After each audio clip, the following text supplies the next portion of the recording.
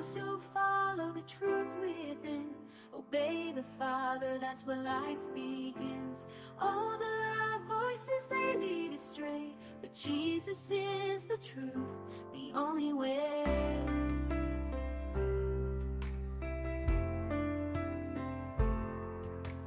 Enter through the narrow gate, for the gate is wide and the way is broad that leads to destruction in the false facade. Many walk that path and don't see the sign, but the gate is small and the way is divine. The road to life, oh, so few will find. In the light of love, leave the darkness behind. Salvation is a gift, it's not of our hands, not by the works or binding demands. It's free for the lost, for the weary soul. Come to Jesus, let him make you whole. If you thirst and hunger, just kneel down and pray. He's waiting there, don't let it slip away.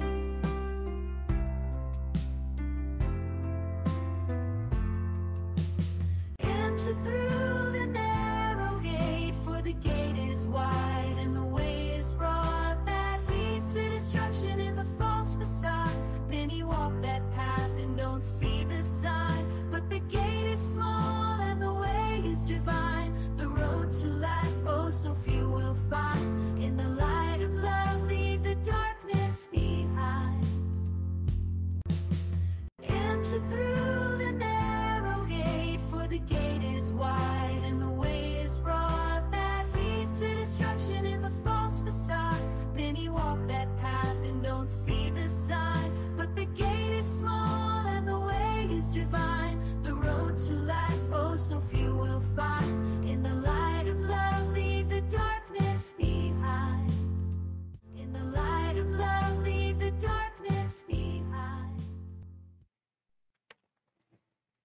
Magandang gabi po sa ating lahat, sa mga manonood at patuloy na sumusubaybay sa ating The Narrow Gate Ministry. Dito po sa live podcast po natin sa Facebook.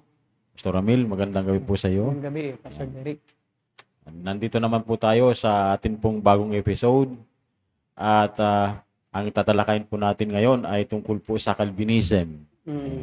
Ano po ba yung core teaching ng Calvinism? At may ilang bagay po tayo na tatalakayin, Pastor, at bibigyan linaw yung mga misrepresentation tungkol po sa doktrinang ito, tungkol sa theological system na ito. At bago po tayo magkomento siguro, lalo na po kayo, ay mapapanood po natin yung ilang video, Pastor, no?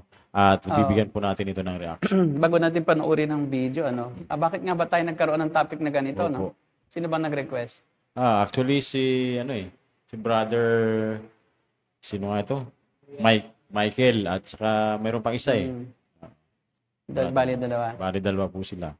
So, yun. So, atin pong tatalakayin ito dahil mayroon pong humiling na atin daw pong talakayin itong topic na ito, ang Calvinism.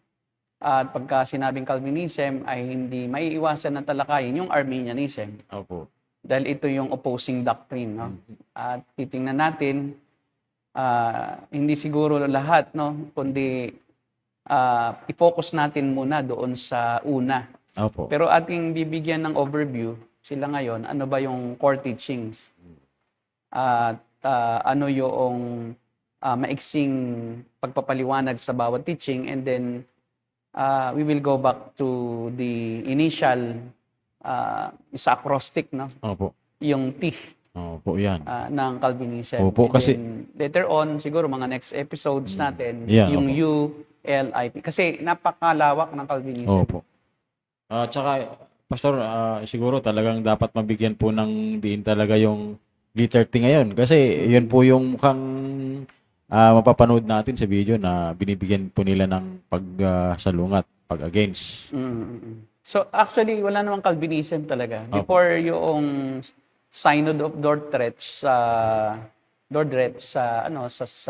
Netherlands, kung saan ngayon nakakulong si Pangulong Duterte, no, ay mayroon ng Reformed teachings. Hindi tinatawag na Calvinism.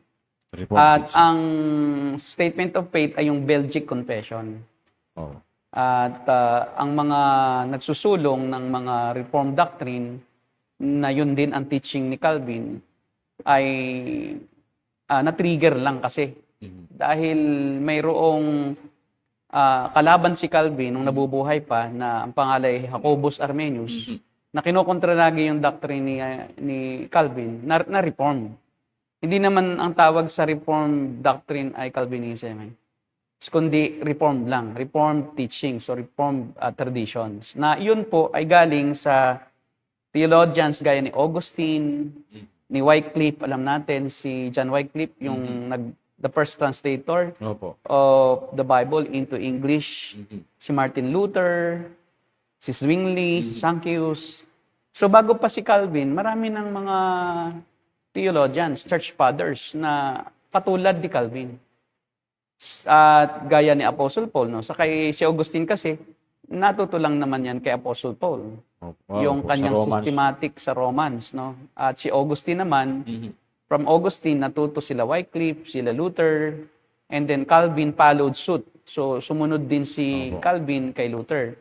Kumbaga, si Calvin lang ang sumulat noong Institutes of Christian Religion na based on Reformed tradition, no? Reformed doctrines. Nila Augustine, nila Wycliffe, at saka nila Martin Luther, ng Protestant Reformation.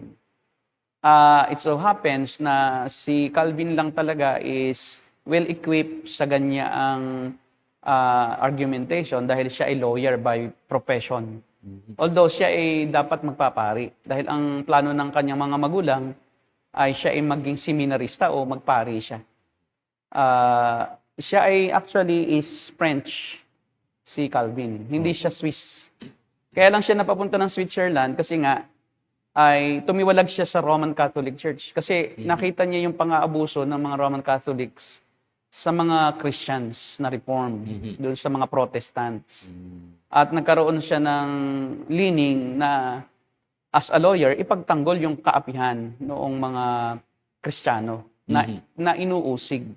Kaya siya pumunta ng Switzerland. So nasa France siya ay pinanganak sa France, taga roon talaga sila. So kaya lang siya ay inusig ng mga Roman Catholic sa France kung pumunta siya sa Switzerland kasi ang Switzerland ay reformed na bansa, no? Christian yan, nakalaban na ng Roman Catholic. By the way, sa West, sa mga European countries, karamihan naman ay reformed. Gaya ng Netherlands. Ang Netherlands ay 11% Catholic, 8% ay reformed. Yung Catholic ay yung sa South, at predominantly nasa South sila ng Netherlands, at naroon din yung The Hague doon sa Roman Catholic side. Doon sa North ay naroon naman ang mga Protestants. Karamihan reformed. Kasi ang mga Southern, mga European countries ay sila ay karamihan ay hindi Catholic, Roman Catholic. Opo. At doon ay tinatawag din ang mga reform sa iba't ibang pangalan. Halimbawa, ang reform sa England, before Calvin, meron ng reform sa England. So, ang tawag sa kanila, Puritans. So, way before Calvin came into being, bago pa sila Luther, bago pa yung mismong Reformation. So, ang mga Christians sa England, talagang leaning na sa Reformed theology. And actually, yung mga Puritans, sila yung mga reforms sa England, sila ang nakadiscover ng Amerika. Sila yung sakay ng Mayflower kasi inuusig sila ng mga Roman Catholics nung magkaroon ng reyna, no queen, ng Roman Catholic, si Bloody Mary. So, during that time, nakaisip sila na ikalat ang ebanghelyo sa ibang lugar at makalaya na rin sila sa persecution. So, maaring ito yung naisip nila na paraan ng Diyos para sila mag-evangelize sa buong mundo. Opo. Kaya, sumakay sila doon sa barko na Mayflower. Pastor, maputol ko lang po yung saglit. Ano po? Parang ito po ay kahalintulad din nung nangyari noon sa mga bagong Kristiyano. Ano po? Na sila'y inusig sila po ng mga Hudyo na talagang masugid na tagasunod ng Judaism. Kaya sila po ay nangalat. Ganon din po ang nangyari sa Puritan. Sa mga Puritans. Mga Puritan Christian sa England. Opo, sila po ay dahil sa persecution. Na talagang sila ay they were embracing talaga yung sovereignty of God. Pag sinabi kasing Reformed doctrine, mayroon siyang pinakang ugat ng katuruan at yun yung sovereignty of God. Opo. Sovereignty of God in all aspects of life, in all creation, in salvation. So kumbaga, ang pinaka-core na pinanggagalingan ng lahat ng teaching ng Reformed theology ay kung sino ang Diyos. Okay. Na sa kanilang pananaw ay ang Diyos ay may itinakda ng maganap sa mundo. At ang will ng Diyos ang nananaig sa lahat ng kasaysayan ng mundo, sa lahat ng bahagi ng kasaysayan. Ang tao ay instrumento lang ng Diyos. Kaya kumbaga, doon nag-uugat yung kung bakit ang salvation is by grace alone. Opo. At kung bakit walang ambag. Kasi ang si Augustine ang nakapag set forth noong talagang total inability kahit na wala pa si Calvin. At saka yung total control of God in all aspects of life. Sovereign control. Sovereign control. Kahit sa pinakamalaki, pinakamaliit, kahit sa mga planeta, ang Diyos ang nagpapatakbo doon. Kahit yung pinakamaliliit na mga molecules, mga atoms, na hindi na nakikita ng mata, yung mga cells, ang Diyos pa rin ang nag-design at siya rin ang nagpapatakbo noon. So, hindi ang Diyos parang nakapokus lang sa malaki at sa maliit. Kumbaga, sa lahat ng nilikha ng Diyos, nakikita man o hindi, siya yung hari at siya yung ruler, siya ang namamahala at siya ang nagpapatakbo at siya yung may atakda kung ano ang mangyayari mula umpisa hanggang sa huli. At wala kahit isang nangyayari o nilikha o kahit ano paman, nakikita o hindi, na hindi kontrolado ng Diyos. Pero pinapanatili ang freedom noong nilalang. Hindi ibig sabihin ginagawang robot ang mga molecules, ang mga atoms, ang mga hayop, ang mga tao o ang mga planeta na parang wala silang kalayaan sa sarili nila. Kaso pastor, hindi yan yung nagiging problematic yan doon sa mga, again, sa doktrina po ng grace. Yung teaching na yan. Yung sovereignty ng Diyos. Kasi it's unthinkable na ang isang makapangyarihan ay iniwanan na lang ang kanyang nilikha ng randomly na parang bahala ka na. At hindi na siya involved. Kasi yun yung tinatawag natin na na theism. Yung doctrine ng theism na iniwan na ng Diyos. Although God is sovereign, God is all-powerful, God is everywhere, all-present, omnipotent, and omniscient. Alam niya, pero iniwan na lang niya, pinabayaan na lang sa nature. Bahala na kayo. Bahala na kayo. Para may tinakda lang siyang system, tapos iniwan na niya. At di na siya involved personally. Yun yung theism. That is not the view of the scriptures at ng mga author ng scriptures. Talagang lahat ng aspeto ng buhay, ang lahat ng nilalang ay sakop sa pamamahala at pagkontrol na personal na involve ang Diyos sa bawat nilikha. Ito po ba, pastor, yung tinatawag na doctrine of transcendental, yung Kasama Diyos? iyon. At tapos yung isa po yung immanence ba yun? Kasama iyon. Yun ay aspect lang nung kanyang omnipresence. Okay po. Ang Diyos ay omnipresent, but He is not affected by anything, anywhere. Dahil siya ay transcendent. Although siya ay omnipresent, nasa lahat, pero He is not affected by anything that He has created. And He cannot be influenced by anything or anybody that He has created. Who is man to ask God or to tell God what He is going to do? Laging ang Diyos ang may final say. Hindi ang tao makakapagtakda o makaka-request ng hindi ang itinakda ng Diyos. Kahit sa panalangin, nagkakatotoo ang mga panalangin, hindi dahil sinunod tayo ng Diyos, kundi dahil nakatakda talagang yung ipinanalangin mo ay maganap. Opo, pastor. You cannot change yung express na will ng Diyos, na decretive will. No po. Na ikaw na ang masusunod. No, you cannot control any part of your life or anything that is beyond your power. Kasi hindi naman tayo powerful para makontrol natin ang mangyayari. Ang Diyos ang may control. Tayo ay nabubuhay. In Him we move and have our being. Yun ang sabi ni Paul. Pati yung ating pagkakaroon ng pagkatao, ng ating mga talento, kung sino tayo, ng ating pinagmulan, mga magulang, kung saan tayo ipapanganak, kung saan tayo kung saan tayong bansa isisilang, kung tayo ba maitim o maputi, kung tayo ay Asian, at anong bansa tayo isisilang, hindi natin kontrolado. Ang Diyos lang ang may gawa.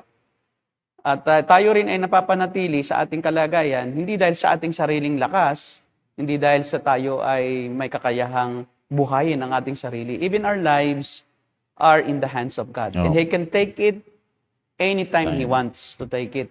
Walang pwedeng magsabi na ito ang aking edad, o mamamatay ako sa ganitong edad, maingat naman ako eh. So hindi naman ako gumagawa ng mga makakamatay. Pero kumakain ng mga bawal na pagkain, maraming kolesterol. So hindi iyon ang magdidetermine ng buhay mo. So ang Diyos pa rin ang may hawak. So nakabase sa walang hanggang kapamahalaan ng Diyos, yung doktrina ng Reformed Theology. Dapat nating tandaan na yun talaga ang pinaguhugutan eh. Kaya sa lahat ng doktrina, kahit sa salvation, actually Calvinism is only about salvation. That's only one aspect of God's sovereignty. That God is sovereign in the salvation of the soul of men.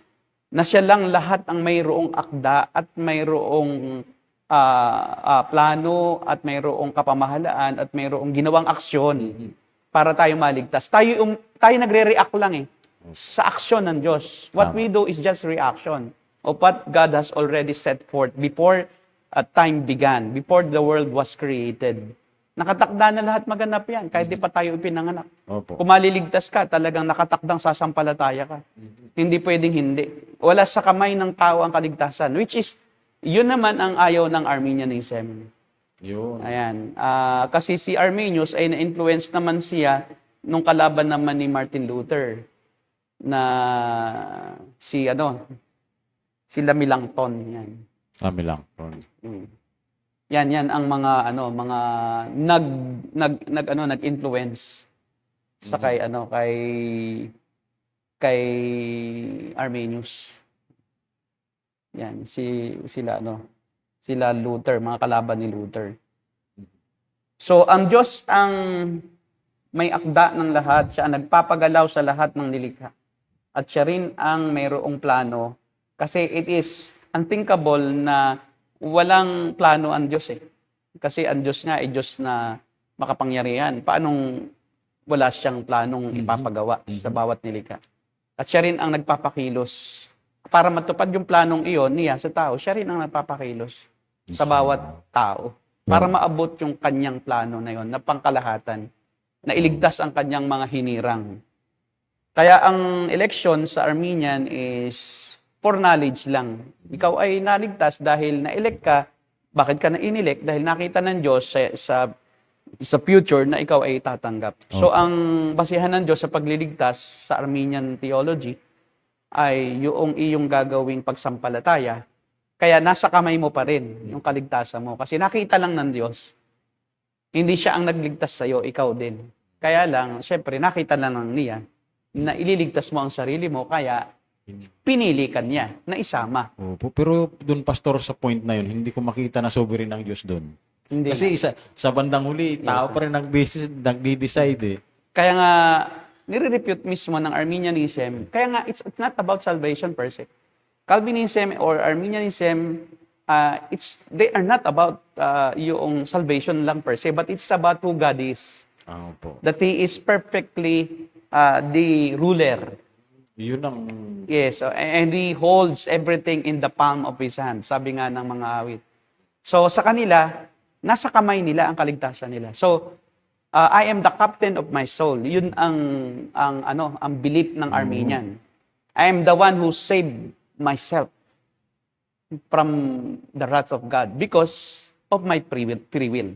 Ang issue talaga po pala doon, yung sovereignty. Ang issue dito, yung sovereignty, hindi yung salvation. Oo, kaya nga, defective yung pangunawa ng isang Arminian sa Diyos mismo. Hindi lang sa salvation, but yung person and character ng Diyos at yung kanyang essential attribute, yun ang ayaw niyang paniwalaan. Nire-reject niya ang Diyos na siyang mismong may gawa ng kanyang kaligtasan. At sinasabi niya na, namatay si Kristo para sa akin, pero kung hindi ako nag-decide, walang kabuluhan ang kamatayan ni Kristo.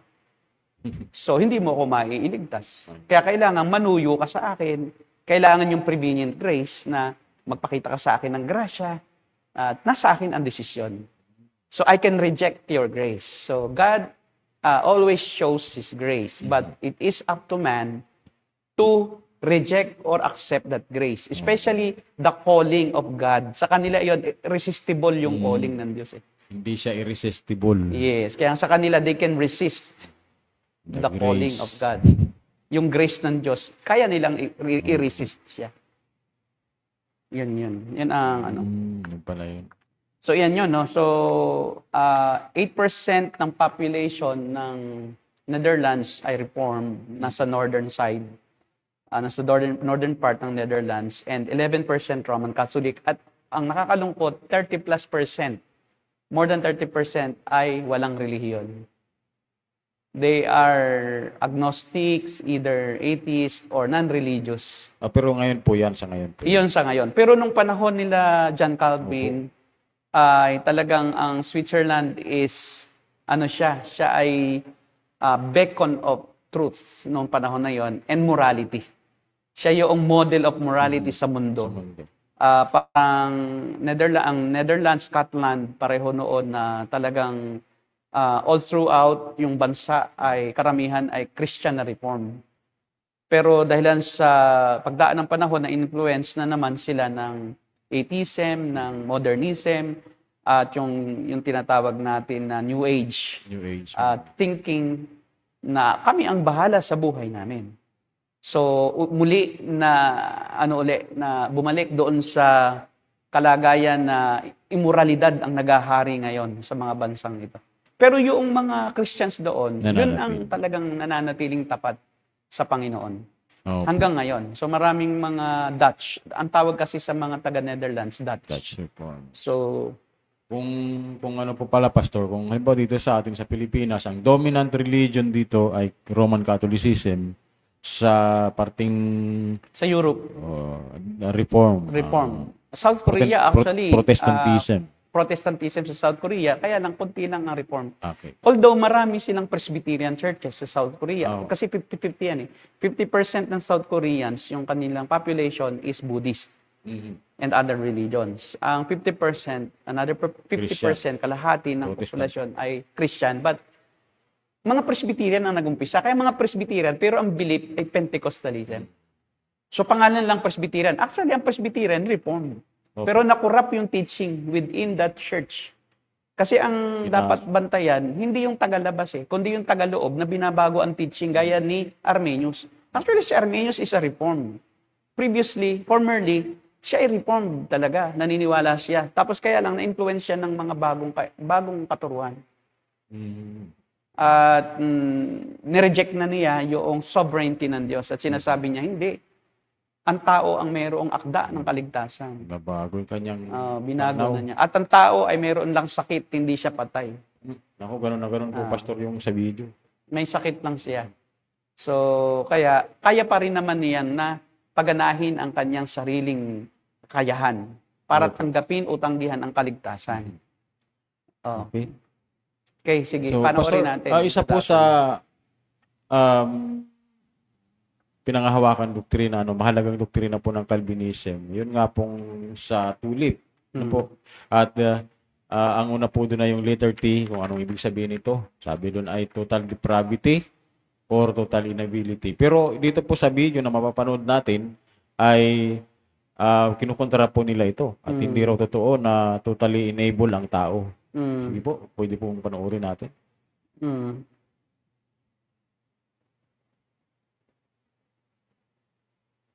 Yung una, bro.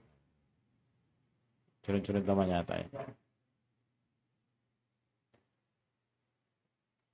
Marami pa yan, di ba, Pastor Eric? Ephesians chapter 2, you were dead in sin, di ba? Pero sabi ko ngayon, bakit naglalakad sa kasalanan? Kung dead as in dead, di ba? Na patay. Na literal, katatapos lang naman nung di ba? Sabi nga, the All Saints Day at All Souls Day. Parang ganun yung pananaw, di ba? Na patay. Pero naglalakad sa kasalanan. So mukhang, okay, dead in sin ang sinabi ni Pablo. So, spiritual na naman yan, di ba? In the sphere of sin. Hindi yung dead in a physical manner. So, at tapos binasa ko again, doon lang sa context ng Ephesians, andun ulit inulit actually ni Paul, kasi Ephesians, diba, yan yung mga Gentile church, inulit niya yun doon sa Ephesians 4, na ang pagkakapaliwanag niya naman, alienated from Christ, from the life of God. Nahiwalay sa Diyos. Hiwalay ka. Okay. So, Sige. doon ko, okay, so unti-unti na. Nung nawala na yung total inability, ay hindi naman, Okay. Oh. So, by the way, si Pelagius pala, no, Eratov, si Pelagius, hindi si Melanchthon. Ang pinag-ugatan kasi ng Arminianism, Pelagianism. Ang alam ko po, si Pelagius, di ba po siya yung kalaban ni Augustine? Hindi, tama, si Augustine. So, kung si Augustine, mayroong sovereignty ng Diyos, si Pelagius. Pelagius naman ay, ang Diyos hindi sovereign. Makapangyarihan lang siya, pero binigyan niya ang kalayaan. Opo. Ang freedom pa rin ng tao ang masusunod. Well, in fact, kay Pelagius nga, man is not sinner by birth. Tama po, Pastor. Sa kanya ay parang, siya, white, good as Polly, innocent ang bata. Innocent. So, natututo lang siyang magkasala dahil nakikita lang niya. So, he learned how to sin, or he or she learns how to sin by observation. But he is not or she is not a sinner since birth. Kaya banal ang bata eh. So Saka hindi yata po Pelagius. siya naniniwala, Pastor, sa original sin si Pelagius, ang alam ko po. Tapos si Erasmus naman kay Luther, no? Si kuya. Erasmus. May kalaban po kasi nung si Martin Luther. Si Martin Luther, meron ding counterpart siya na inano rin si Pelagius. So ang Arminianism basically is offshoot siya ng Pelagianism. Yes po. Ang Calvinism naman, offshoot. Ang Reformed theology naman, offshoot ng Augustinianism. Oh. By the way, si Augustine is a Catholic priest. During the time na totoo pa ang mga pare na Christian. Kasi inampun lang sila ng Roman government eh. So nang ampunin sila, Christian na sila. So ibig sabihin, they did not become Christians because of the Roman government lang per se, but they are truly Christian. Kaya nga naiitatag nila yung mga tunay na katuruan ng Biblia. Kaya si Augustine ay both yung Roman Catholic at saka Protestantism, kinikilala, nire-recognize si Augustine na theologian nila pareho. Oo po. Tama po. Doon lang nagkakasanga-sanga na o nagkakaproblema na sa ibang aspeto. Pero ang alam ko po sa Roman Catholic, Pastor, naniniwala sila na may original sin ang bata. Yes, ang bata ay may original sin, kaya lang nahuhugasan siya ng baptism. Yun naman ang tinututulan ng mga reform. May original sin, pero it cannot be forgiven or be cleansed by water alone, but by the grace of God pa rin. So they are innocent when it comes to yung actual sin. But they are sinner by virtue of original sin. Yun yung sa Reform o sa mga Protestants. Well, anyway, alisin natin yung salitang Calvinism. Ba't kasi Calvinism? Kasi Calvin naman, sa totoo lang, no? Sabi nga ni MacArthur, hindi alam nila John Piper na siya ay Calvinist eh. Kasi si John MacArthur, he didn't use the word nung early years niya ng kanyang church planting ministry and pastoral, ng kanyang pastoral ministry, kasi pastor agad siya eh, sa Grace, yung old na Grace. Grace Community Church. Ngayon, sabi nga ni John Piper, parang wala ka sa radar na ikaw ay Calvinist. Kasi si John Piper, vocal na Calvinist. Pero Calvinist siya na continuationist. John Piper. Pero, siya, continuationist, pero siya ay, yung cautious. Hindi rin siya nagpa-practice. Pag alam niyang hindi talaga tunay. Kaya hanggang ngayon, wala pa rin siyang pinagpapatuloy. Naniniwala lang siyang meron, pero hindi pa nagkaroon. Wala naman siya nakikita. Kaya pa rin. So, but John MacArthur, alam natin, talagang cessationist. Thorough reform yan. Opo. Kasi Calvin naman is reform din, pero hindi Calvinism ang reform mo. Hindi. Sa madaling salita, si Calvin lang yung nag-set forth nung parang nag-compile at nagsalibro noong Reformed Theology. Yung, kumbaga siya yung nakapag-deduce na talagang na systematize niya. Opo, Pastor, ganito po siguro. Dati kasi hindi systematize eh. Mm. Naniniwala ang mga reformers sa sovereignty ng Diyos. Ang Diyos ang may akda ng kaligtasan. Pero walang tulip. Opo. At saka hindi naman ang nag-systematize ay si John Calvin, kundi yung Synod of Dort. So, Pastor, Patay na kasi sila pareho noong magkaroon ng Calvinism. para pong ano po, kung kay Martin Luther mayroong 5 solas, kay Calvin naman, yung Synod of Dort, yung tulip. Yes. Parang nasystematize lang talaga yung teaching. Ganun po ba? Generalize kasi yung sola Opo. kay Martin Luther. Tama po. Oh, Kay ano po? more on salvation lang. More on salvation. Yung Calvinism is more on the doctrine of yung soteriology. Tama po. Well, anyway, balikan natin. No? Dito sa ating napanood, makikita natin na may strawman eh. Alam mo yung strawman sa ano yan, sa arguments. Fallacy. No? Fallacy yan. Isang fallacious na approach. Yung strawman is misrepresented mo yung belief ng iyong nire-refute. Parang hindi mo naman talaga 100% alam kung ano yung kanyang pananaw o pagpapaliwanag sa isang certain na issue. Pero inaangkin mo na ito yung paliwanag mo. Kasi makikita mo na litong-lito sila kung ano yung total inability. Lalo yung isa, yung mas bata. Ang sinasabi niya, parang lang, no? Parang ito yung paniniwala nila. So makikita mo rin mismo na hindi siya sure kung yun ba talaga ang meaning ng mga Calvinist doon sa total inability. Yun ang Na parang, bakit? Kung patay, bakit nakakagawa pa rin ng kasalanan? Di ba? Physical. Hindi niya ma-reconcile kung ano ba talaga ang kahulugan niya. Although doon sa last portion, sinasabi nila sa Ephesians chapter 4 na hiwalay sa Diyos. Pero that's not only the meaning. No? Ngayon, pag binasa natin, babasahin natin ang meaning ng Calvinism no? Sa total inability. Na hindi iyon ang meaning nila. Kasi nga, nagre-refute ka, hindi mo binabasa mismo doon sa source. Kasi kung ako lagi ako kahit hindi ako nagbabasa, pero yun talaga, alam kong yun talaga ang belief ng aking nire-refute. Kaya pwedeng magsabi sila, totoo bang talaga yon ang belief mo?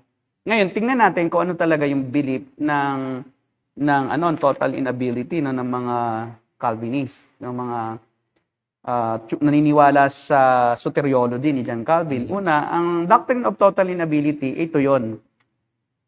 Ito ay galing kay Lorraine Beutner sa Reformed Doctrine of Predestination. Sabi diyan, ang total inability declares that men are dead in sin. It doesn't mean, yung pagiging patay sa kasalanan ay hindi nangangahulugan na lahat ng tao ay pantay-pantay ang kasamaan. Yun ang unang, kasi mayroong, ang sabi, ibig mo sabihin, kasing sama din ako ni Hitler.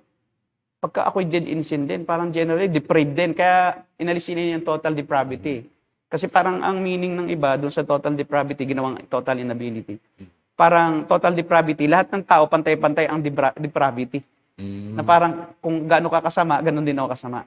Hindi, ang ibig sabihin lang ng total inability is, lahat tayo ay nagkasala. Pero may iba-iba pa ring level ang ating kasamaan. Pwedeng mas masama ka kaysa sa akin o mas masama ako kaysa iyo. Sa degree nung aking kasamaan. So, hindi yun ang ibig sabihin no, na ang lahat ng tao ay pantay ang kasamaan. Ikalawa, hindi rin ito nangangahulugan na sumama na siya ng sobrang sama na hindi na siya magiging mas masama pa. Kumbaga, hindi pa nakarating ang kasamaan ng tao sa sukdulan. Kumbaga si Hitler, may pwede pa siyang gawing mas masama doon. Dahil ganoon ang tao. Siya ay laging ang inclination ay magpakasama. Yung taong hindi mananampalataya, ito yung tao. Pag sinabi nating total inability, it refers to the ability of the non-believers pertaining to righteousness in the sight of God, that he can make himself holy and acceptable by his own virtue. So, yun ang meaning natin, na hindi ang tao kaya, wala siyang kakayahan talaga. Walang kakayahan na gumawa na maging marapat sa Diyos. Yun. Sa pamamagitan ng kanyang sariling katuwiran. Opo. Yan. So, yun. Yun lang ibig sabihin ng dead in sin. Ngayon, hindi rin ito nangangahulugan na ang isang tao ay entirely destitute of virtue. Alam mo yung virtue? Ito yung mag-asal. Yung magagandang asal. Magandang asal. Pag sinabing total depravity or total inability, hindi nangangahulugan ito na ang tao ay hindi na pwedeng magpakita ng righteousness ng tao. Yung katuwiran ng karaniwang tao na meron silang mabubuting asal, mabubuting kaugalian. Well, in fact nga, minsan maganda pa ang ugali ng non-believer. Totoo po yan. Sa believers, di ba? Mas tapat pa sila sa kapwa-tao nila. Pero hindi ibig sabihin, banal sila. Kundi meron lang silang magandang katangian na mas maganda kaysa sa iba. So, hindi ibig sabihin, hindi na siya tumutulong, hindi siya nagpapakita ng pagkakawang gawa sa kapwa. Hindi na siya naaawa, hindi na siya nahahabag sa mga tao na walang kakayahan. Hindi iyon ang ibig sabihin ng total depravity. Na parang siya ay robot na makasalanan na wala ng damdamin. At hindi niya kayang magbigay ng tulong o ng mabuting, quote-unquote, mabuting gawa sa kapwa. Gumagawa pa rin siya ng mabubuting gawa. Tama. Lamang yung mabubuting gawang iyon ay hindi sapat. Dahil siya ay totaling hindi katanggap-tanggap sa Diyos kahit sabi nga ng, yun yung sinasabi na sa Isaiah 64:6, Opo. pakibasa yun. Tingnan natin. Bigyan natin ng text yung ating sinasabi. Na kahit yung mabubuting gawa ng tao ay pawang kasamaan pa rin sa tingin ng Diyos eh. Hindi siya abot kasi, hindi makaabot sa kanyang pamantayan. Isaiah 64:6. Pakibasa. So may mabubuting gawa din. Hindi natin sinasabing hindi na gumagawa ng mabuti ang taong patay sa kasalanan. Yun ang nami-misrepresent nila eh. Sabi po dyan ay, lahat ng tao ay naging marumi sa harapan ng Diyos. Ang mabubuting gawa ay may mabubuti pa rin ano po. Mabubuti. Kaya lang, ito'y maruming basahan ang katulad. Yun. Nalalanta na tayo lahat na gaya ng mga dahon, tinatangay tayo ng malakas na hangin ng ating kasamaan. Yun, di ba? So may mabuting gawa din. Opo. Pero ang sinasabi ng total inability, wala siyang kakayahang i-please ang Diyos. Yung mabubuting gawa natin, kahit anong gawin natin, kahit gaano kalaki ang mabuting gawang ginawa natin, magpakamatay man tayo para sa iba, ang sabi ng salita ng Diyos, pag hindi ka nagtataglay ng katuwiran ni Kristo, at katuwiran mo lang, ay yun ay pawang maruming basahan. Yun ay yung dalawa ang interpretation niya, no? Yung maruming basahan, pambalot sa may ketong, sa mga sugat, o kaya yung pasador ng babae. Dalawa lang yung maruming basahan ang context nung sa Old Testament. Opo. Parang ganito rin po yung sinasabi sa Romans 3:23, di po ba? Na hindi, kahit yung gaano man kabuti, hindi ito sapat para maabot natin yung kaluwalhatian ng Diyos. Sabi ko, lahat tayo nagkasala at di nakaabot sa kaluwalhatian ng Diyos. Yes, so, yun. Kahit anong mabuting gawa mo, hindi siya makakaabot eh. Opo. Doon sa katanggap-tanggap na kabutihan sa Diyos eh. Kasi God is perfectly holy, you should be perfect. Kaya Dapat po, perfect. Kaso wala eh. opo. Kaya po, Pastor, totally unable. Yes, so totally unable siya to save himself Opo. and to please God on his own doing and good works. Wala. At kaya nga hindi yun nangangahulugan yung patay sa kasalanan na inactive ang spirit, no? Hindi. Kasi sabi nila, patay sa kasalanan, ibig sabihin, yung spirit mo ay walang silbi. Hindi. Na-misrepresent. Misrepresented yon. Hindi rin ito ibig sabihin na mismong ang katawan ay patay. Kasi yun ang parang ginawang interpretasyon ng isang bata. Na parang, bakit nakakagawa pa rin ng kasalanan kung talagang patay? Mali. Hindi naman nangangahulugan na totally unable or unable ang tao ay ibig sabihin ay hindi na rin siya makakagawa ng kasamaan. Kundi, sa totoo lang, kaya nga, patay siya sa kasalanan lang ang kanyang ginagawa. At wala siyang nararamdamang pag-uusig ng budi. Yun lang ang ginagawa patay niya ang talaga. kanyang, ang ginagawa lang niya, parang kasamaan. Yun ang ibig sabihin. Kaso sabi niya, bakit nakakagawa pa rin ng kasamaan? So, mali nga yung kanyang pangunawa sa total inability. At yun, ang tawag doon ay yung strawman fallacy. Opo. Binibintang mo sa iyong nire-refute na ito yung gusto mong pakahulugan doon. Ito yung iyo talagang sinasabi na meaning, pero hindi totoo yun. Ang ibig lang sabihin ng spiritually dead ay walang kakayahan ang tao. Na parang patay, no? Ang spiritually dead kasi is metaphor lang iyon. Yes po.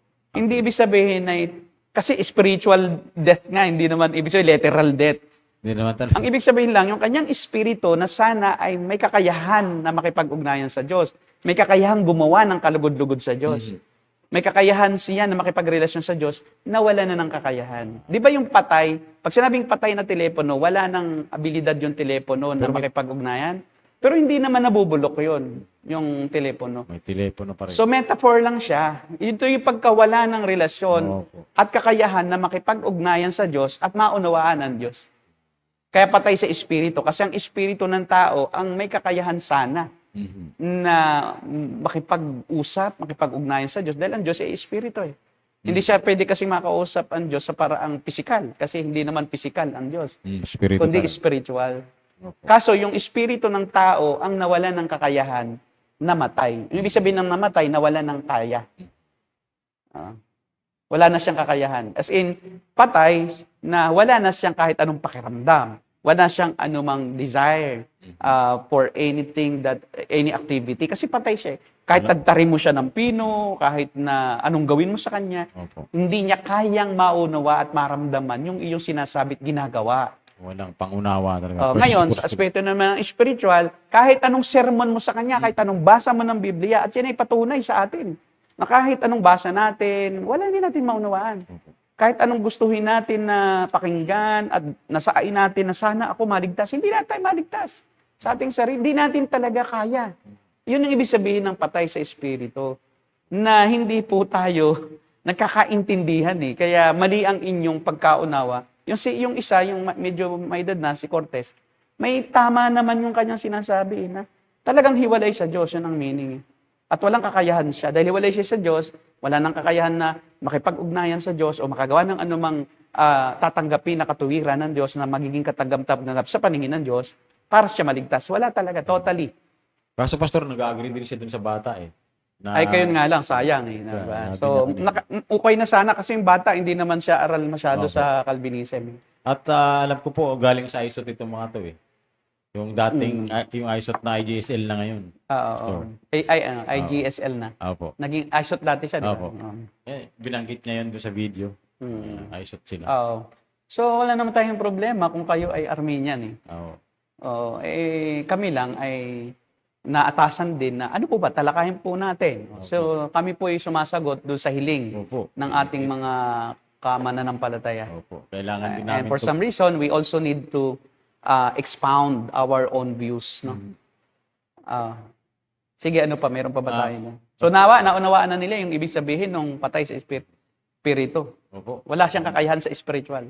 Malinaw naman po. Hindi siya maliligtas sa sariling gawa. Pero pastor, bago tayo magpatuloy doon sa isang video, pwede pong basahin mo natin ito. Sabi ni Ariel Molina. Ito pala. Yun, okay yan bro. Kay Sanjo. Sanjo muna. Sana ma-discuss po yung compatibilism free will ng reform. Kasi yun ang di alam ng mga kadalasang nagmi-misrepresent ng Calvinism. Siguro Tama. next time. Ilagay natin sa episode natin. Sabi naman po ni Ariel Molina Cura, salamat po sa programa nyo, Pastor. Marami ako natututunan pa. Akala ko ang pagiging Kristiyano ay sa pagdalo lang ng church lifestyle pala at talagang pinamumuhay. Salamat sa Panginoon. Salamat sa Panginoon. Ano po ang mga common, sabi ni Mr. Fatima, common misconception tungkol sa Calvinism? Tulad po ng hyper-Calvinism. Ano po yun? Okay. Kaya, So mamaya, sasagutin din natin isa-isa, konti lang. Tapos saka natin ano yun. Opo. Totoo nga po usually po, Stroman, na ad hominem po ang common approaches ng mga nagre-refute sa Calvinism. Yung ang inaatake na personality, Opo. yun ang ad hominem eh. Ina-ad hom na kami. Parang sa halip na tutukan yung issue, ay tututukan ko yung pagkatao mo. Oo. Sisirain kita. Sisirain. Para Ano ba? yung argument mo masira. Opo. Mawawalan ka na ng ascendancy kasi sira ka na eh. Sabihin, ano bang Ay, narating hindi mo? po yun tama. Ano bang level na naabot mo? Kaya ang nangyayari, yan ang ginagawa ng Soriano versus INC. Ad hominem. Ad hominem. Ito si Mr. Contradiction. Ad hominem yun.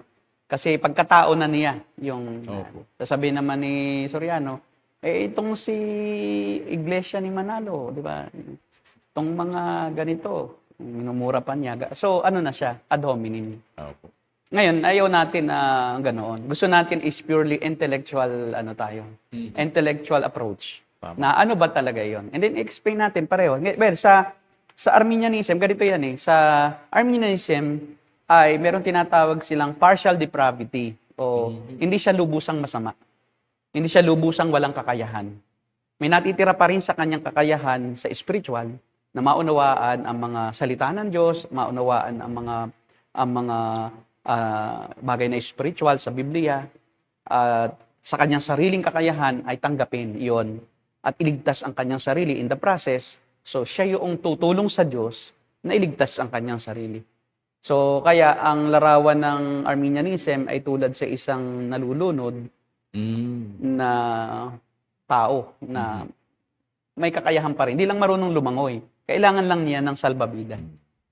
Prevenient grace ba? Yun yung prevenient grace. Pero pwedeng tanggihan yon. Kasi depende sa kanya. Kung masama ang isip niya, baka ako lalong malulunod dito dahil baka ito ay lulubog. So nasa tao pa rin. So kaya nga, ang tao ang final decision o yung determiner ng kanyang kaligtasan. Sa Calvinism naman, ang tao hindi lang nalulunod.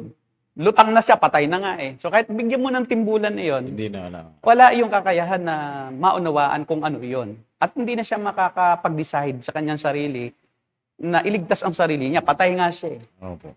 So, at wala siyang kakayahan, ni katiting. Mhm. So, lutang na eh, bungkak na. Tawag sa amin, bungkak na. Kailangan Malaki na ang tiyan, puno na ng hangin. Kailangan niya Kalansay na nga eh. Opo.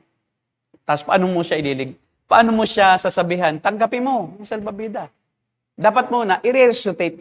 Hindi lang i-resuscitate. Kung hindi, i-regenerate. Yun yung ibig sabihin ng regeneration. Na yung taong yun, kailangan mo nang mabuhay.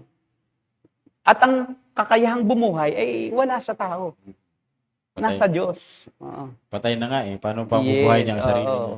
Paano nga niya bubuhayin ang sarili niya? Kaya yung sabi ng Panginoon Jesus, unless a man be born again, you cannot see the kingdom of God. How can I be born again? Can I go back to the, ng aking ina? Sinapupunan. Yep. At ako ay muling papasok at lalabas uli. Sabi ng Panginoon, umiihip ang angin, nagagaling ito kung saan hindi nyo alam, at umihip ito sa lugar na hindi nyo rin alam. Ganon din ang pinanganak sa Espiritu. Hindi natin alam kung sino yung binubuhay at hindi kaya ng tao na malaman kung saan at kung ano at kung sino ang kikilusan ng banal na Espiritu. Tama. Ang banal na Espiritu ang nagdidesisyon. Ang Diyos mismo kung sino yung bubuhayin. Hindi pwedeng ang tao ang magdidesisyon, ako mabubuhay ako, bubuhayin ko sarili ko kasi buhay na ako. Na dati akong patay, kita mo, nakaya kong buhayin sarili ko. Wow. Kaya nga, ang sabi ni, may nagsabi, si Toplady ba yun? Augustus Toplady na, Opo. ang tao ay hindi nga niya kayang paputiin ang isa niyang buhok eh. Pero gusto niyang angkinin ang kanyang kaligtasan. Parang sa kanta. Nasa kanya ang dahilan. Siya ang nag-determine. Hindi nga masakit mong ngipin, hindi mo kayang pagalingin. Yung pagsakit ng iyong kaluluwa, ang kaya mong pagalingin. Diba? So, hindi mo nga kayang ipanganak sa kung sinong pamilya ang gusto mo. Hindi mo nga ginustong ipanganak ka. Diba? Ang Diyos ang may gusto. Sabi lang po ng mga kabataan ngayon, di wow, ikaw na ang bida. Ayun. Di wow, ikaw na. Sana all. Sana all may kakayahan. So kung ang tao pala ang may kakayahang magdiktat sa kanyang sarili, hindi sapat ang ginawa ni Kristo. Kasi may dagdag eh. Dadagdagan pa, kulang pa. Kailangan ko pa ng gawa. Diba? Ang sabi nila, faith lang daw naman ang ambag. Di may ambag pa rin. Diba? So kaya umaamin pa rin kayong may ambag. Kaya nga grace walang ambag ng tao. Purely by the decision of God. It's only purely through God's decision to regenerate you. Tama po. Okay? May video pa May isa tayo. pa pong video eh. Ari natin.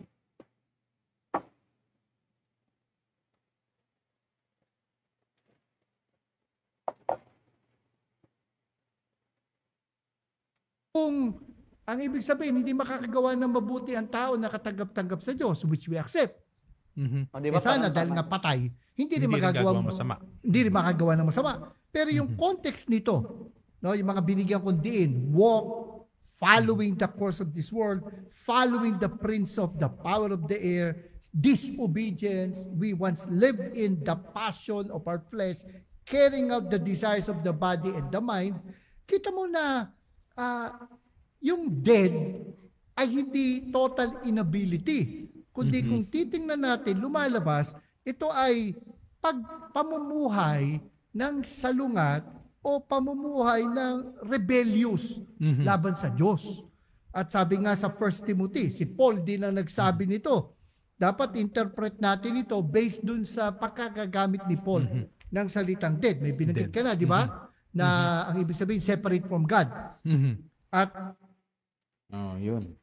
So, Ubi, kita mo talagang misrepresentation. malinaw talaga may representation. Malinaw na akala niya, yung ating paniniwala, Total inability. ay yung hindi na siya makakagawa ng kahit ano. Kasi the body is dead or the spirit is inactive na.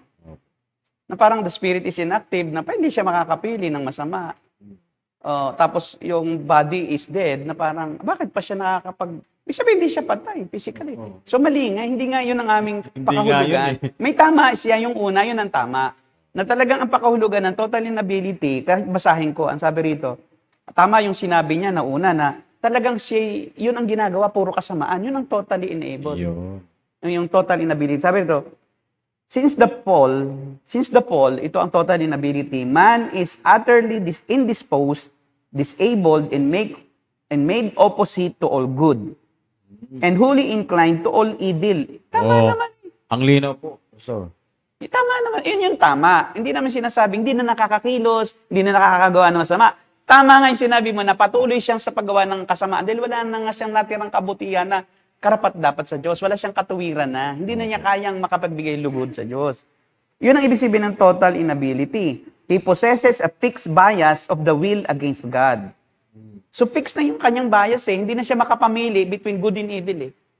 Nasusunod ako sa Diyos. Dahil ang kanya ng nature talaga ay para sumuway. Kaya nga tama yung Ephesians chapter 2, yun naman talaga ang meaning eh, na sinusunod ninyo noon, no? Ang espiritong nagahari sa mga suwail, ang espiritu ng demonyo. Talagang kayo makademonyo noon. Diba? Kayo namumuhay sa kasamaan, sa kahalayan. Yun talaga yon. And instinctively and willingly turns to evil. So, he is an alien by birth and a sinner by choice. Alien na siya sa Diyos, pagmula na isilang. Hiwalay na siya sa Diyos kasi siya makasalanan ng isilang. Hindi na siya makalapit eh. Kahit na nung siya sanggol pa, hindi na siya maging karapat-dapat sa Diyos. Kasi nga, siya ay evil na ang nature. Ngayon, by choice, siya din ay nagkakasala na. Pagka nagkaisip na siya, by choice, pipiliin niyang magkasala. Hindi niya pipiliin na sumunod sa Diyos eh. Kasi walang instinct siya eh. Parang aso, ang instinct na niyan is kumahol. Ang tao ring makasalanan, ang instinct magkasala. Hindi niya instinct na sumunod. Tama. Kaya di ba laging ang ating pangsaway sa mga bata, huwag mong gagawin yan, huwag mong gagawin yun, huwag ganyan, huwag ganyan. Kasi nga, instinct na niyang gawin iyon. Masama laging. Kaya laging huwag. Ang pagbabawal natin, huwag, huwag. Yun ang instruction. Kasi laging gagawin kasi. Kaya huwag. O hindi mo masabing, sige, gawin mo. Dahil pwedeng hindi niya gawin. Okay, kaso walang pamimilian. Kaya huwag. Puro tayo do's. Puro tayo don'ts sa mga bata. At saka hindi mo na tinuruan ang batang magkasala. Hindi po. O sanggol pa lang yan, agawan mo ng dede yan eh. Kung malaki yan, sabi ni Paul Washer, kung ang bata, kasing laki mo, inagawa mo ng dede, baka mapatay ka. Kasi lalaban na yan. Opo. Talagang i-ano ka niyan. Baka nga, anuhin ka niyan eh, yung sasakalin ka niyan hanggang mamatay. Iso-choke ka niyan. Oo, lalo na pagbata, todo ang lakas niyan. Walang, walang... Kaya lang, buti na lang, ginawang maliit lang ang bata. Para kahit magalit siya, maliit ka lang, oy. Kaya buti na lang. Maliit pa siya. Si David po mismo nagsabi na sa sinapupunan pa lang siya, pinaglihi na siya sa kasalanan. Diba? Sa awit, sa 53. 3:5 yata po. Verse 5, na I am sinner since birth. Before I was born, sabi doon, I am conceived in sin. Pinaglihin ako sa kasalanan. At makasalanan na ako, buhat ng iluwal. Bago pa iluwal nga, nasa tiyan pa lang ako ng aking ina, nasa kasalanan na, pinaglilihin na ako. Si David mismo, alam niya eh. Wala alam pa niya. yung doctrine ng total Alam niya, inability. total depravity at total inability. Kaya kailangan ng banal na espiritu para ang tao makaunawa. Without the Holy Spirit, yung regeneration and giving understanding to man, he cannot respond. Kasi nga patay siya eh. Wala siyang kakayahan. Hindi ibig sabihin ng patay, literal na patay, kundi walang kakayahan. Yun Walang lang ang meaning. kakayahan. Kaya nga inability. Inability. Hindi naman sinasabing dead din na ano literally. Kundi walang kakayahan. Mhm. Wala siyang kakayahang tumunawa sa kasi pakibasa natin sa isang supporting verse sa pag wala siyang espiritu ng Diyos, hindi pa siya na-regenerate, wala siyang kakayahan sa mga bagay na spiritual. Sa First Ephesians chapter 1 verse 1 Corinthians chapter 2. 2 verse 14. Ah.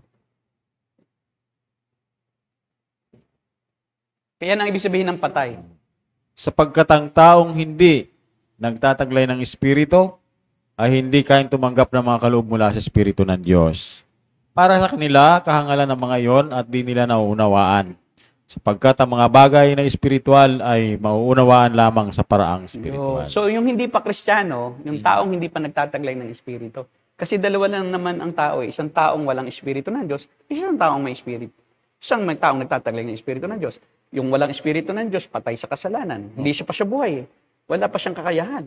Kaya yun yung kawalan ng kakayahan. Yun yung total inability. Kasi wala kang Espiritu ng Diyos. Kung ikaw ay hindi pa Kristiyano, at ang usapan nga ng total inability, yung hindi Kristiyano, sabi rito, ang mga taong hindi Kristiyano na walang Espiritu ng Diyos, kahangalan lang ang mga bagay tungkol sa Diyos.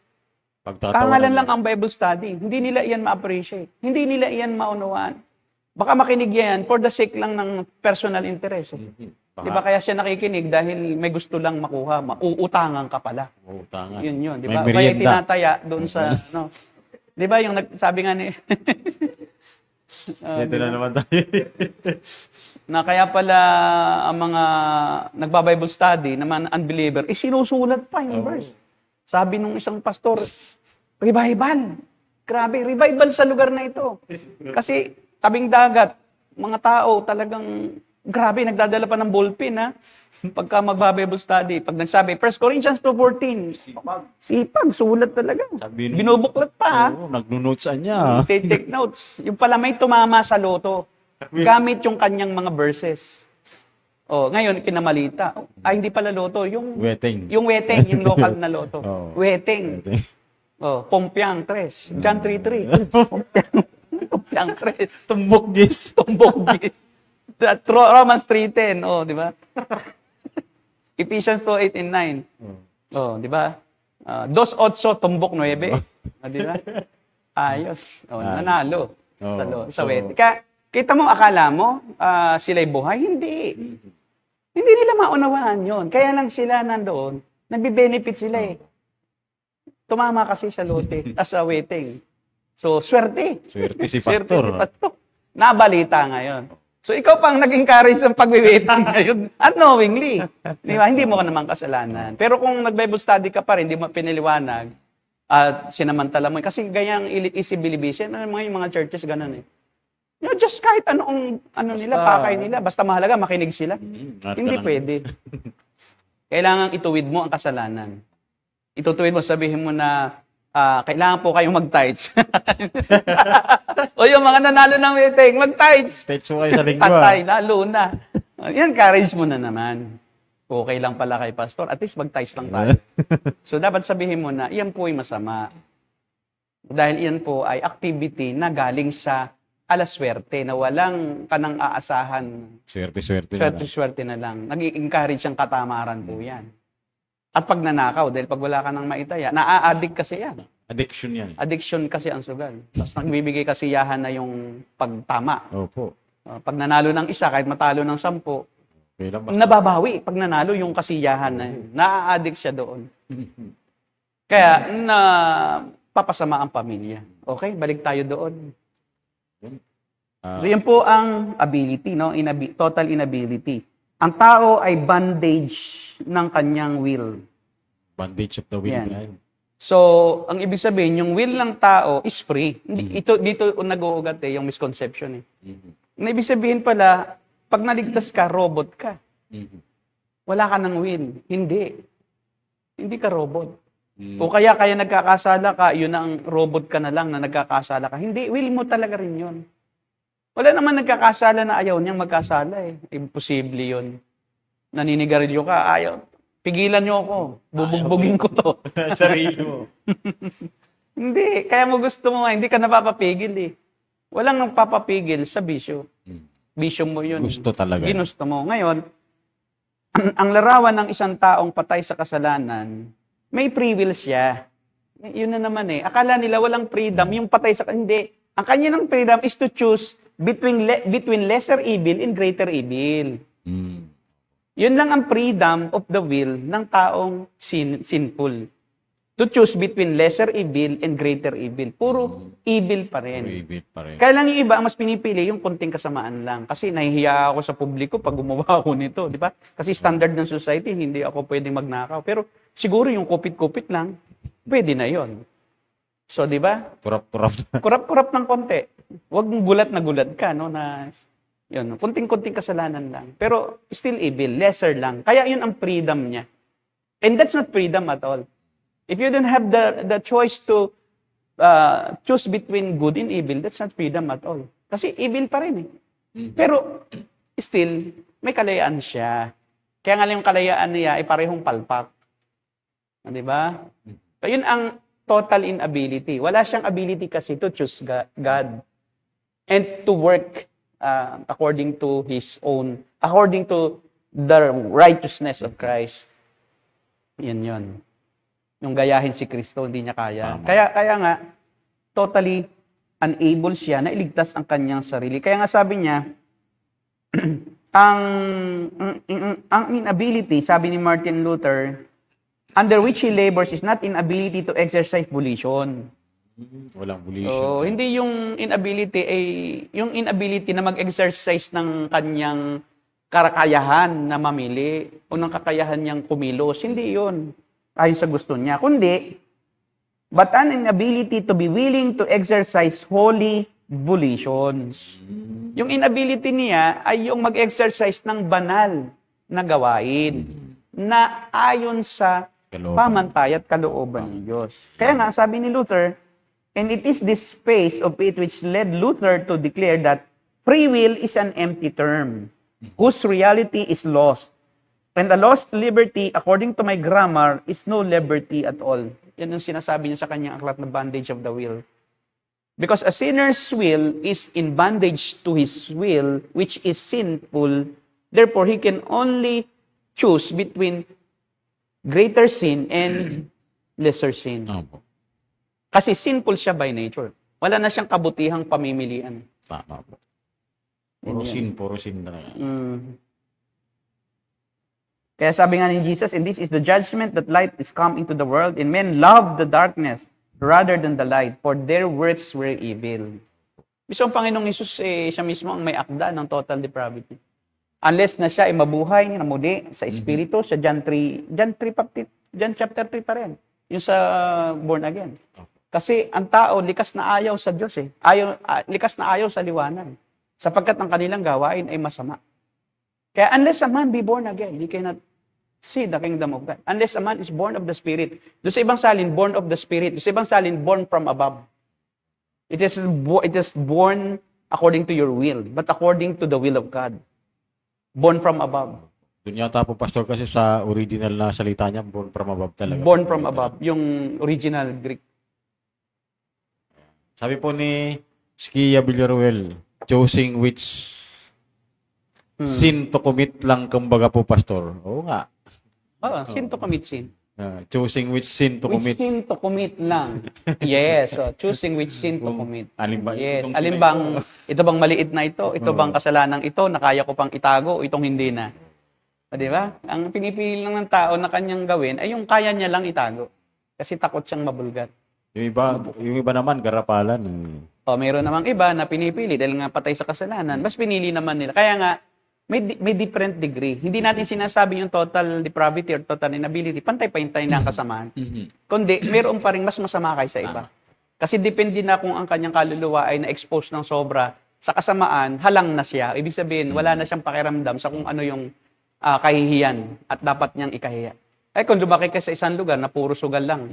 Di ba, kapitbahay mo, sugal, naging sanggol ka, sugal, nasa lugar ka ng saklaan ka na mula pagkabata, normal sa iyo yon. Mga lasinggo. Kaya pag pumunta ka sa mga lugar na walang sugal, abnormal sa iyo yon. Lesser evil sila. Ang kanila mang ginagawa, marites lang. O walang pansinan, di ba? Walang kapwa-tao. Yung animosity, yun naman. So, ikaw naman nagtataka, ba't ganito ang kultura dito? Sa amin naman, nagmamahal ang mga tao. Kaya lang sugal. Closely knitted eh. Kasi nga, pag sugal, close kayo. Di ba? Alangan naman kayong magsugal, nandi kayo close. Opo. Di ba? Sa letrang B. Yan. So, man is free agent. Free pa rin siya. Hindi natin sinasabi, man is not free. He is free. May free will pa rin po. May free will. Kaya yun ang sinasabi nilang ang tao daw walang free will. Misrepresentation po yun. Kailangan i-define lang natin ano bang merong free will ang tao. Di ba? Siguro po, Pastor, dun sa mga cage stage na Calvinist, dito yung contention nila na wala free will ang tao kasi nga sa dahil Yes, mali yun. Mali rin naman. Kasi may mga hyper-Calvinists eh. Na hindi naman yun ang view ni Calvin, na ang tao wala ng freedom. Sinasabi rin ni Calvin na ang tao ang freedom para siyang isdang nasa loob ng aquarium. That fish is free to roam and swim inside the aquarium. But that fish is not free to swim outside. Because its nature is to swim. Its nature is to breathe in water, not air. Not like air without hydrogen. But two hydrogen, one oxygen. So that's why its freedom is confined according to its nature. Because the fish nature is to swim. So that's his freedom lies. That's his freedom lies. Doon lang siya nakasalalay. Yung kanyang freedom. Lahat ng tao, free. Free siya. Walang nakataling tao ang free will, ang freedom. Pero depende sa kung anong kakayahan niya. Hindi kasi yung iba naman, libertarian free will. Libertarian. Kaya ko nang gawin yung kahit di ko kayang gawin. Free ako eh. Paano ka magiging free na hindi mo nga kayang gawin? Lumipad ka nga kung kaya mong lumipad. Free kang lumipad, pero try mo. So that freedom is empty because you can't do it. That's why yun ang sinasabi ni Luther. Freedom in doing something that you cannot do is an empty term. Because it's only in the mind. But actually, you cannot exercise your freedom because you cannot do it. You cannot fly. Ganon din ang taong makasalanan. He can do good. Wala tayong problema dyan. But only those good things that are not passing. Hindi siya makakapasa. Opo.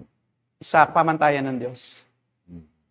Malaya pa rin siya, kaya hindi na makapasa. Ito pa, hindi din niya kaya na lumapit sa Diyos, sa sariling kakayahan. Dahil hindi nga niya kayang maunawaan. How can you come near to somebody or to a deity that you don't know about, that you don't know of?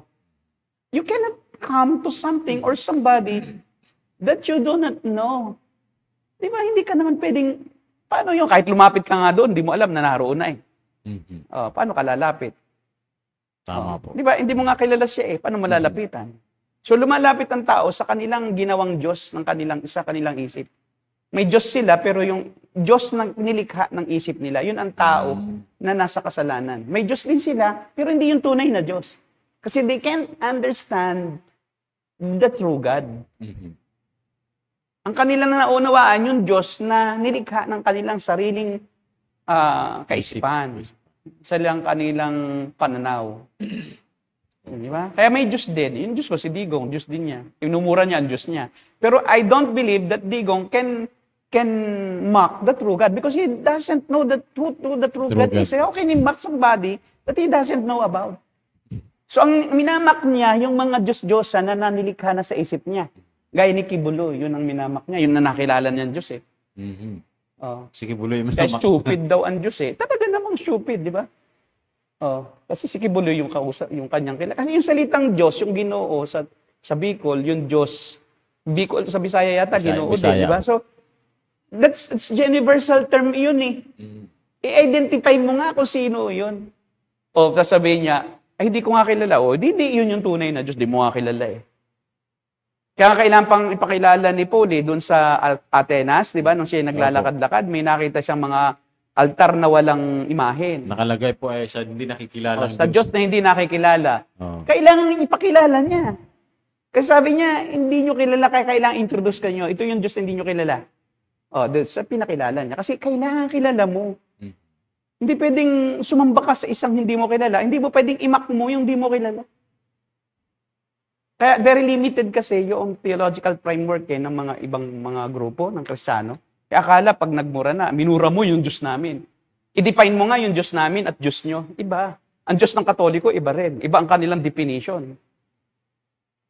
Diba? Diyos na malayo, na pinabayaan na lang sa laws of nature ang lahat dito sa mundo. Si Mary na lang po ang Tapos si Mary na ang tanging makakalapit doon through Jesus Christ. Kaya ipapanalangin tayo ni Mary kay Jesus at si Jesus pa maglalapit sa Ama. Meron pa pong Pope. Kailangan may Pope na mag-ratify. Di ba? O kaya pari. Pag mananalangin ka, dadaan ka sa pari para ipanalangin ka niya. So, it's absurd na pareho ang Diyos nyo. Kaya di may nagtanong sa akin yun yun daw ba ang Diyos ng Muslim at ng Diyos ng Christianity? Hindi, magkaiba Yung Diyos ng Muslim, walang anak Walang Diyos anak hindi yun ang Diyos Ama ng Panginoong Jesucristo. Opo. Kaya Diba? Pastor, mali talaga po yung... Kaya ang tanong doon hindi sila tunay na Kristiyano, hindi sila ligtas. Anong sabi mo? Yung mga nagsasama-sama po, ito yung tawag nito, konsepto ng ecumenism na nagsasama-sama yung Roman Catholicism, Universalism. Universalism. New Age yun din. Akala nila isa lang yung Diyos na sinasamba. Yun. Si nito nakaraan lang yung post ng ng sikat na singer po na international. Si Darlene Check. Tawan-tuwa siya na yung remembrance niya na siya ay na-meet niya ang Papa. Kaya si Rick Warren, ganun ang Si Rick Warren po. O kaya may Christian at Islam sa isang church. Talaga naman. O, di ba? So, pwede nating pagsamasamahin ang lahat ng mga relihiyon. Dahil iisa lang naman ang Diyos. Sa sinasamba nila, I beg to disagree. Ang sabi ng Panginoon Jesucristo sa mga Diyos, you don't know God. You're children of the devil. Sabi na, ang Diyos ang aming Ama. You don't know Him. Dahil kung kilala niyo sila, kinikilala niyo ako. So, mismo ng Panginoon Jesus ay dinefine. Tama. At piniliwanag na hindi porke Israelite ka at ang idea ninyo sa Diyos ay yung Diyos ng lumang tipan, kilala mo na siya. Hindi. You don't know Him. Ang hindi kumikilala sa Ama, ay hindi kumikilala sa akin. At hindi kumikilala sa akin, hindi kumikilala sa Ama. They don't recognize Jesus. So therefore, they don't recognize the true God. Because the only true God is the Father of the Lord Jesus Christ. Yahweh. Kaya kahit yung term na Yahweh, alam na mga Hebrew people, pero ibig bang sabihin, tunay silang nakakakilala sa Diyos? Dahil alam nila ang pangalan ng Diyos? Hindi. Kasi bakit? They don't recognize the manifestations and the revelations of God the Father through the Son. So yung bang Muslim, isa ang Diyos? Si Allah ba ay Diyos din ng mga Kristiyano? Hindi. Kasi term lang yung Allah na Diyos din yun sa kanilang salita. Makapangyarihan Pero hindi pa rin nila kilala yon. Kung sino yun. Ang kilala nila, yung ala lang na nilagyan nila ng katangian na gusto nila. Yun ang... And you cannot be saved apart from Christ. Si Christ ang ang buod ng lahat ng kasulatan. Sa Kanya ang kapuspusan ng pagka-Diyos. At nasa Kanya ang kaligtasan. Siya lang ang daan, ang katotohanan. If you don't believe in the Lord Jesus Christ alone, you believe in the God of the Jews na may pangalang kapangalan ni Yahweh, hindi mo naman kinilala ang pinadalang anak, so therefore, you believe in a false God. Tama po. Because you must accept who God is and what He is, and what are His characteristics and essential attributes. So pag hindi, ay hindi ka ligtas. Kaya nga, paano magkakaroon ng iisang Diyos ang lahat ng tao? Kaya hindi iba-iba. Maliban na lang talaga kung ganun kababaw ang pagkakilala sa Diyos. Kaya nga, hindi pwede ang universalism. Hindi pwede.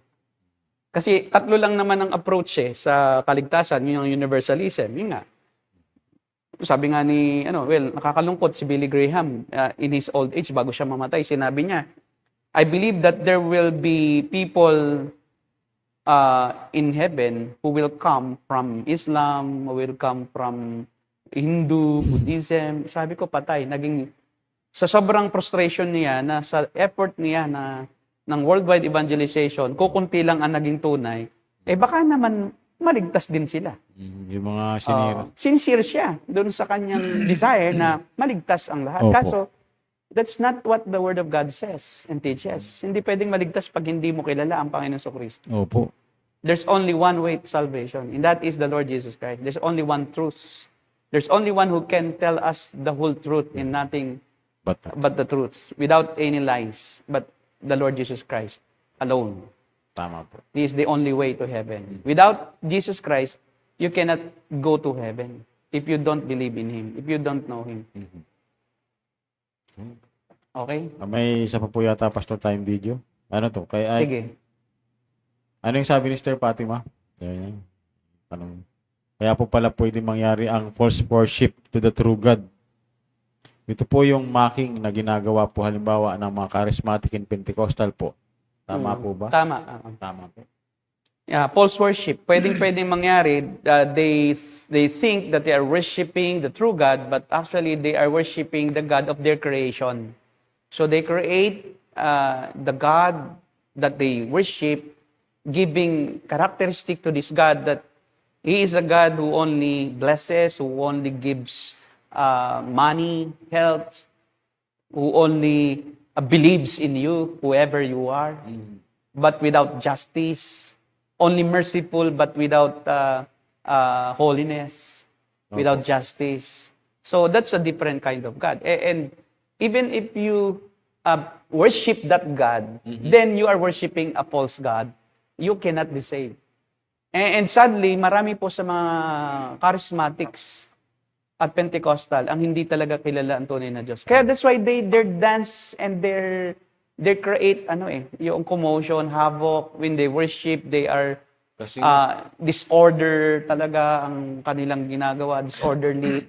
Tapos halos nangihimatay. Kasi iba ng Diyos yun eh. Tama po. Diyos na lang na ini-imagine nila na Diyos na nagpapatawa. Ang banal na espiritu ay yung nagpapangalisag ng balahibo. Hindi yun ang ginagawa ng banal na espiritu according to the scriptures. Emotion mo lang yun, pero wag mo sabihin Diyos yun. So their God is their own belly. Their God is their own view ng God na yun. A false God, according to what they want. Sabi po niya ni Sir Fatima pa rin, Billy Graham was sincerely wrong po. Yes, sincere siya doon. Kasi maraming tao, sincere sila. Gusto nila talagang makapag-akay ng kaluluwa, pero in the wrong way. Kaya kahit na iiyak-iyak ka pa kung mali naman ang ginagawa mo, still you are wrong. Hindi, you cannot, kasi ganito yan eh. In God, you cannot justify the means eh. Opo. Na parang kahit naman maraming naliligtas dahil sa paggamit ko ng altar call eh. Ayan po ang common. Di aking gamitin na lang, di ba? Yan ang common reason po ng mainstream. Kasi paano daw naman maliligtas kung hindi ka mag-altar call? Paano na yun? Paano yun na nga ang tanong eh. Paano maliligtas kung walang altar call? Di gawa mo na nga ang kaligtasan. Okay. So, nag-morph na yung Arminianism into altar call. Yun Arminian na you are the captain of your soul. So if the gospel is presented to you, it is your own choice to receive or not. So it is according to your own volition, whether to accept the truth or not, or deny Christ or accept Christ, and accept Christ as your Lord or Savior, or deny Him, or totally ignore Him. It depends on you. Yun na nga kasi. Yun na rin yun. Yun na mismo yung fruit nung Arminianism, yung altar call. If you are doing altar call, you are an Arminian. You can't deny that. Because you believe that man can decide. Man can decide to save himself. That's not according to the Bible. You are totally unable to save yourself. Without the Spirit, without the conviction and indwelling, you cannot understand spiritual things. You cannot be saved. So that's why it's utterly wrong to practice altar call eh. Di ba? Ang altar call noon ni Charles Spurgeon, ganito, wala pa yung kasing invitation system sa altar eh. Pero mayroon siyang altar call. Ang altar call niya, after you have heard the gospel today, you go home. And in the four corners of your room, in secret, repent to God who sees you. Yun ang altar in call. secret. And ask for forgiveness. And Next Sunday, you go back here and continue to study the Word of God. Yun ang tunay na hindi na influensyahan ng tao. Yun ang tunay na freedom. Yung walang sa'yo, nagmamanipulate. Kaya nga, yung paniwala nila na dapat daw may free will. Nawawala ang free will pag may altar call. Kasi unang-una, i-induce mo yung will na pumunta sa unahan. Opo. You are inducing that person to be, to feel yung, Anxious ba? hindi, to feel anxious and to feel, yung convicted. Yeah, convict. At paano sa panong paraan? Through yung sinasabi mo na magagandang bagay na dapat sana nangyari sa'yo. Sana mo, kung ikaw ay na kay Kristo, wala ka na ngayon sa kahirapan. Yun. Wala ka na ngayon sakit. Kasi naparito si Kristo para ikaw ay pagalingin. O, di ba? So, hindi yun, gospel preaching. That's inducing decision. O, di ba? Tapos, pupunta sa unahan, may music.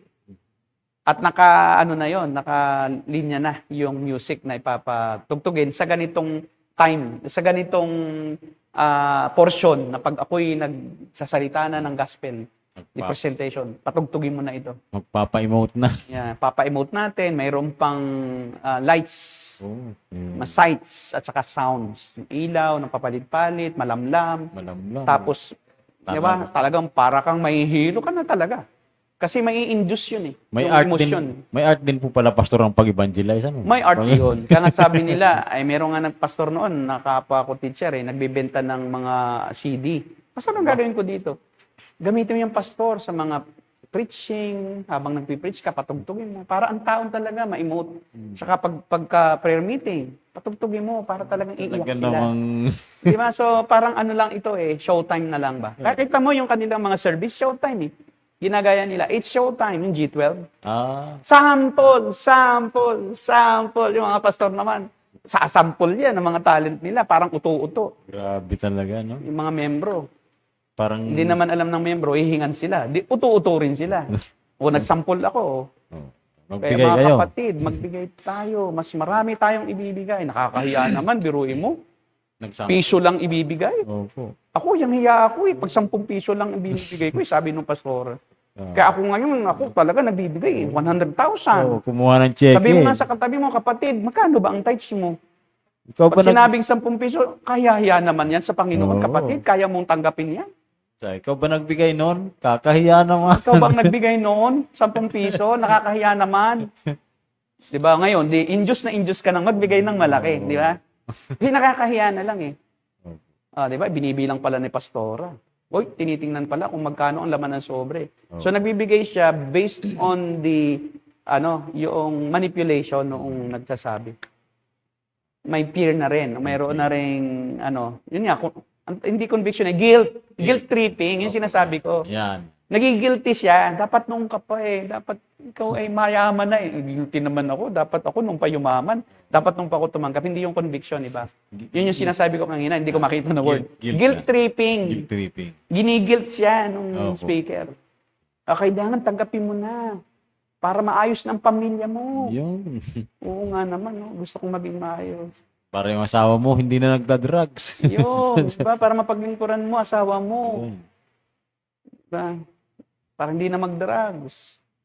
Dalawa na kayo. So, yan. Ngayon, tinatalakay pa lang natin total depravity. Paano naman yung common virtue ng tao? No? Opo.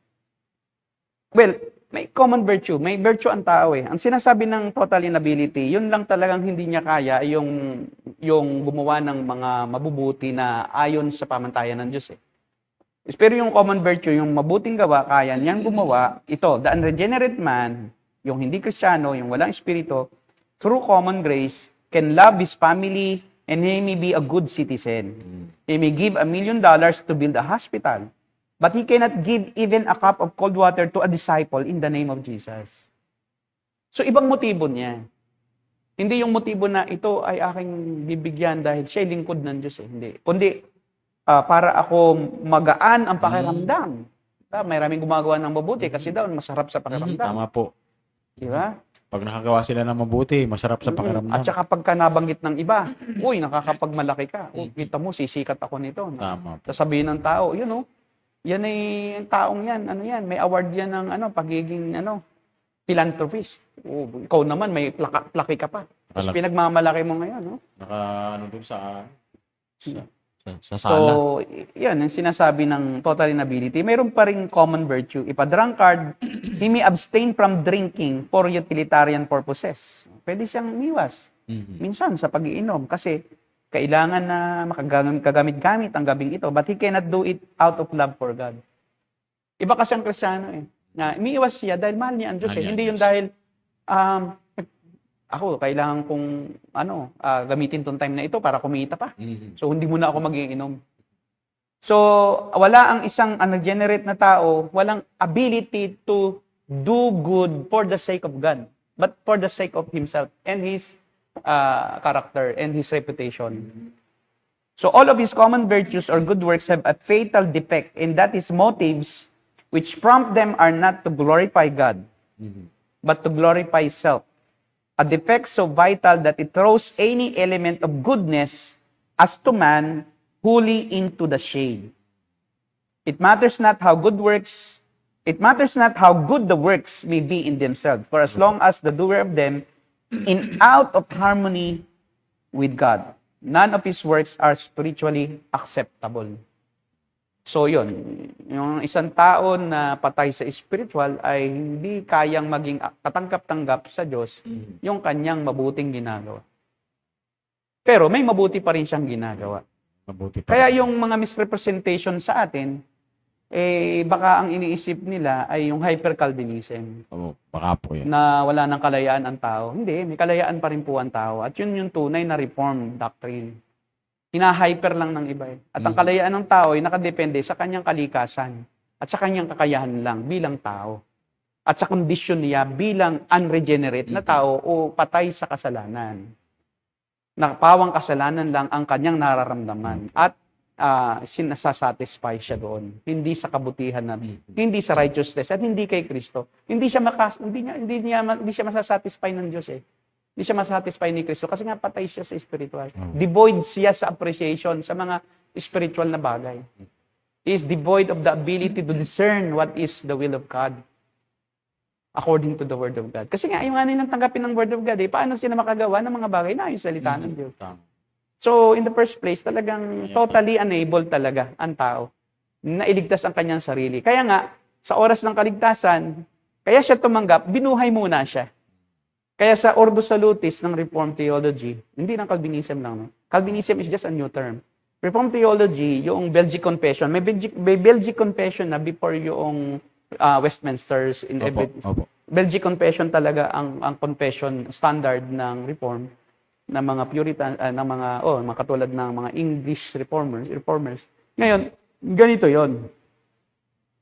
Ang isang tao, kaya siya naligtas, ay binuhay muna siya. Kumbaga sa order of salvation, sa ordo salutis, nauna muna yung pagbuhay bago yung pagkilos, di ba? Alangan namang siya makatanggap kung siya patay pa. Pero yung time element is hindi yun essential doon. Yun ay logical order lang. Kasi halos sabay siya Sa oras ng pangangaral, binuhay muna ng Diyos sa pamamagitan ng banal na Espiritu o regenerating work of the Spirit ang taong patay sa Espiritu. And then He will indwell that. And then that moment, yung ding moment na yon, mauunawaan na niya, makaka-react na siya. Kasi sa kanila kasi iba. Hindi naman kasi sila patay, kaya nakatanggap sila, kaya sila iniligtas. No po. So binuhay nila ang kanilang sarili. Yun. So regeneration by faith, but not by the work of the Spirit, but by their own faith. Kaya ang kanilang salvation is by faith, not by grace. Kakita mo ang term nila, we have been saved by faith. Baliktad pa minsan through grace. Grace na yung means. Yung faith, kasi by faith na, yun na ang merit, yung faith. Yun ang merit. Sila na ang may gawa Kaya sila nabigyan ng grace. Ay baligtad Ang Ephesians 2:8-9, for by grace, ang merit alone is the grace of God. Bakit? Kinahabagang ka. Pinili ka. inindwell ka ng Espiritu ng Diyos. Binuhay ka muna. Yun yung grace. And then, after that, na mabuhay ka na, saka ka lang maka-exercise ng faith. And that faith is also the gift of God. Kaya, for by grace you have been saved through faith, semicolon, and this is not of yourselves. Even that faith is only an instrument and a gift of God. Yung faith na Gift yon, pa rin po, gift yung pa faith rin. na yon na saving faith, ang author si Christ. Hindi tayo. Yung faith na meron ang tao na regenerate ay common faith. Not supernatural faith Common na faith. nag-appropriate ng salvation. Mhm. So, malinaw po yun. Bigyan natin ang linaw. May distinction yun. Mayroong common faith at saka mayroong ano ba tawag Merong nito? supernatural Supernatural faith, saving faith. faith. Yeah, saving faith. And that is the supernatural faith na hindi sa atin, hindi natural. It came from God. Opo. So in that supernatural faith that has been instrumental to appropriation of our salvation. Para maintindihan mo lang eh. Opo. Kasi hindi mo maintindihan without faith kung ano yung ginawa ng Diyos eh. So the role of faith is not to save you, but to make you understand the grace of God. Opo. Because without faith that is given to you supernaturally through the regeneration of the Spirit, sa isang iglap, nabuhay ka, and then you are given faith by Opo. God. Oo. Tama po. Saka mo lang ma-appropriate or ma-experience yung salvation at maintindihan. So, ang merit, grace. Ang faith ay instrumental Instrument. cause. Yun. Hindi iyon pa rin ang cause mismo, yung faith. Instrument lang siya. At ibinigay din sa iyo yung instrument. Mhm. Kasi destitute tayo sa lahat ng Tama, spiritual na bagay. Spiritual na kakayahan. We are devoid of any virtue spiritual Spiritually. in essence. Wala tayo talaga. Opo. Tayo ay carnal, fleshly. Wala tayong iniisip kundi laman. Hindi sa Diyos. Maliwanag naman po. Sumasamba tayo, ginawa natin yung Diyos. Dahil gusto natin Mhm. yung katangian na ginawa na yan. Alam mo, Pastor, Natin. nabanggit po yung ginawa natin yung Diyos. Sumasamba tayo sa ginawa natin yung Diyos. Ito po yung nagre-reflect doon sa mga superheroes na ito'y kata lamang ng fiction ng tao. Nagre-reflect doon sa mythology na mayroon tayong sariling pagkakilala sa Diyos, mayroon tayong sariling kaisipan na kung ano ba yung Diyos na hinuhulma natin sa isip natin. So kaya ganun po ang nangyayari. Talagang kahit dahil depraved tayo, totally enable tayo na mag-grasp natin yung truth na kung sino ba talaga ang Diyos, gumagawa po tayo ng sarili natin Diyos. Diba? Ganun po ang nangyayari. Sabi din ni Paul, a God of your own making. Yan po. You Sa worship Acts. your false God. Chapter 18 po ba ito? Diba? Na, Chapter 17. 1 ng Romans. Ay, Nila opo. kinilala siya bilang Diyos, bagkus ang ginawang Diyos ay yung mga nilikha. Mhm. At yun ang Diyos nila. Diba? Kaya Diyos ng mga animistic, Mhm. yung mga puno, yung mga bato. Pero akala nila talaga yun ay Diyos, ha? Wag mong Seryoso. sirahan. Seryoso. Seryoso sila na, di ba, ang Katoliko rin, meron din ng mga Diyos-Diyosan, si San Isidro de Labrador. Marami po. Kahit pa sabing santo lang yon, pero dini-Diyos nila yon. Bakit? Sinadasalan nila, hinihinga nila ng tulong. Niluluhuran nila. Kahit na itinatanggi nila na hindi naman pagiging Diyos yung pagluhod doon. Hindi naman. Yun pa rin, nagiging. Yun pa rin naman. Kasi kaya nga mo nga siya dinadasalan, siya ang Diyos mo eh. Opo. Yung iba naman, ang Diyos nila, ay sarili nila. Ako ang bida. Mga atheist. Ako nabubuhay dahil matalino ako. Dahil madiskarte ako. So, hindi niya tinatanggap na siya Diyos niya sarili niya, pero yung asal niya, Yun na nga. nagtuturo sa kausap niya, ang Diyos niya sarili niya. Opo. Kaya ako nabubuhay dahil sa aking sarili. Mhm. Di Diyos mo ang sarili mo. So anything that you trust, kahit object pa yan, and that anything or anybody that you serve, that is your own God. Opo. Kaya pwedeng nilikha mo yun eh. Yung sarili mong Diyos. Pwedeng pera. Ba, yun ang pinaglilingkuran mo, napapatakbo ng utak mo. Pag walang pera, iba na ang ugali mo. Mhm. Diba? Nagagalit ka, iba na. Parang di ka na Kristyano pag walang pera. So, yun ang Diyos mo. Hindi yung tunay na Diyos eh. Kasi ang Diyos na totoo, at kung ano yung dino-Diyos mo, yun ang kukontrol sa'yo. Yun yung iyong gagayahin eh. Yung tunay na Diyos. Opo. Kaya magiging banal ka. Kasi kung ang Diyos may banal, banal ka rin. Tama po. Kahit na ikaw ay magkakasala pa rin, paminsan-minsan, pero talagang you are striving to be like Him. your God. You become your God kasi. You become like your God. Sabi ni Pablo, yung maging kawangis ni Kristo, ano po? Sa Ephesians chapter 4, verse 24 siguro yan. Sa kabanalan, sinabi. Diba? Opo. Ito po yung sabi, Pastor, ni... Okay, may video pa tayo. Last video. Meron pa po. Pero, pwede pong mo natin ito. Entertaining ko. Sabi ni Sister C. Sige, ate man na yun. Yan yung struggle ko. Sabi ni Skia. Dati nung nasa charismatic pa ako, Pastor, nagaling din pala siya sa charismatic. Iniisip ko kung kailangan mo mag-exercise ng faith, di ba work yun on my behalf mo? Yes, oo. Work of the mind. Work of the mind. Sa definition ng faith Exercise. nila, you exercise it. So means it's work. Kasi pag nag-exercise ka, nag-workout ka, di ba? Oo. Kaya nga pag yung definition din ng exercise, working out. Opo. Ito Okay. naman po, sabi naman po ni Sister Rosini, Riza, ecumenism po. Yung isa. Ecumenism po yan. Ecumenism po ba yung nagkahawak-hawak kamay yung Catholic, Muslim, Hindu at sabay-sabay nag-pray? Yes Ng po. oo. Father. Ecumenism. Ibig sabihin ay movement na pinagkakaisa ang Opo. lahat ng relihiyon. Dahil isa naman daw ang Diyos eh. Opo. Mayroon pa nga po yan, Pastor. Ecumenism. Actually, Pastor, dito sa ABCOP dati, mayroon pang tinawag silang, hindi naman yung ABCOP. Yung isang professor po namin sa Bible College. Siya ay nag-promote siya ng Pasa Lord. Pasa Lord, which is, ang ibig sabihin po, yung lahat ng religion dito sa Pilipinas magsama-sama, tapos ay ipasa yung prayer sa Sa iba. Opo. So magpe-pray para sa iyo yung Buddhist. Ayan, parang So, ganyan. Si Buddha ang papay-pray yan. Tapos ikaw pinag-pray. Muslim. Buddha, Shiva, Pasa Shiva Lord. Karamasa. Yan namang isa, ang pinag-pray yan si Vishnu, Vishnu. patay na. Hinduism. Opo. Si Brahma, Uh-huh. biruin mo. Tapos nagpapapray ka pa. Please pray. Biruin mo, magpapapray over ka sa isang pari. Father, can you please pray for me? Diba? Ironic. Diba? Alam mo namang yung Diyos ng pari ay Diyos na malayo, na nagpaubaya, na nagpabayana. Grabe. Kaya ipinasa na rito sa nature ang lahat.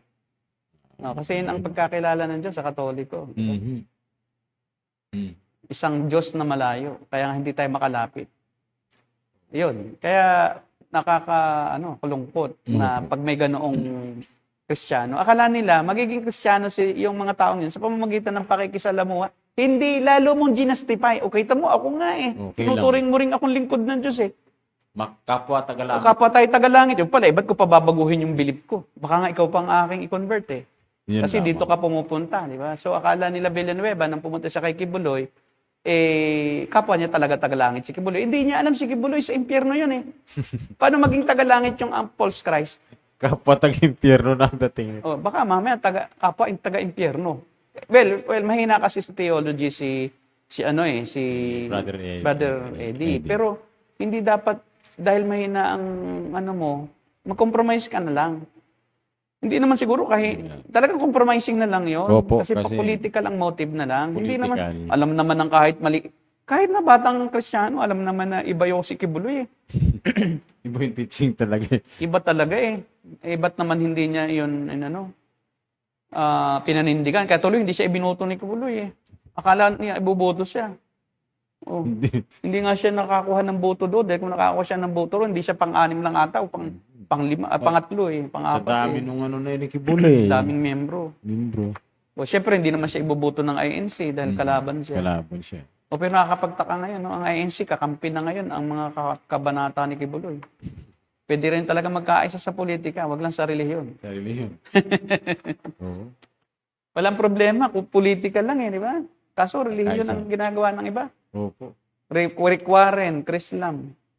Si Francis Chan ngayon, na dating Catholic, Roman Catholic. sa Catholic na siya. Mayroon ng transubstantiation. Biruin mo, dating born again. Ngayon, naniniwala ka doon sa komunyon. Actually po, Pastor, itong dalawa, sila Pastor Eric Cortez na kayong pagkasama niyang pastor, galing sila sa dati, Calvinism. Pero, cage stage Calvinist po ito, lalo na yung bata. Kaya nangyari, hindi totoo yun pag stage cage pa. Pag humupa na, doon ka malalaman kung totoo ka o hindi. Kasi masyadong driven by emotion yung cage stage Calvinism na parang pakitang gilas na marami akong alam. Opo. Ganun ang ginagawa niya. Oo, ganun. Inamin niya yun. Sa unang... Kaya ang nangyayari ay nauwi minsan sa atheism. Opo. Kasi intellectual lang ang In- kanilang pagiging Calvinist. Mhm. It's only in the mind kasi maraming alam na sila tungkol sa Calvinism. Intellectually convinced but not volitionally committed. Opo. Yun ang Maraming taong intellectual lang ang problema po. pagiging kumbinsido nila, yung pagkakumbinsi. Pero sa gawa at sa pagtanggap, hindi nila kayang tanggapin, talaga tsakapin at isa pamuhay. Kaya dito na lang sa isip.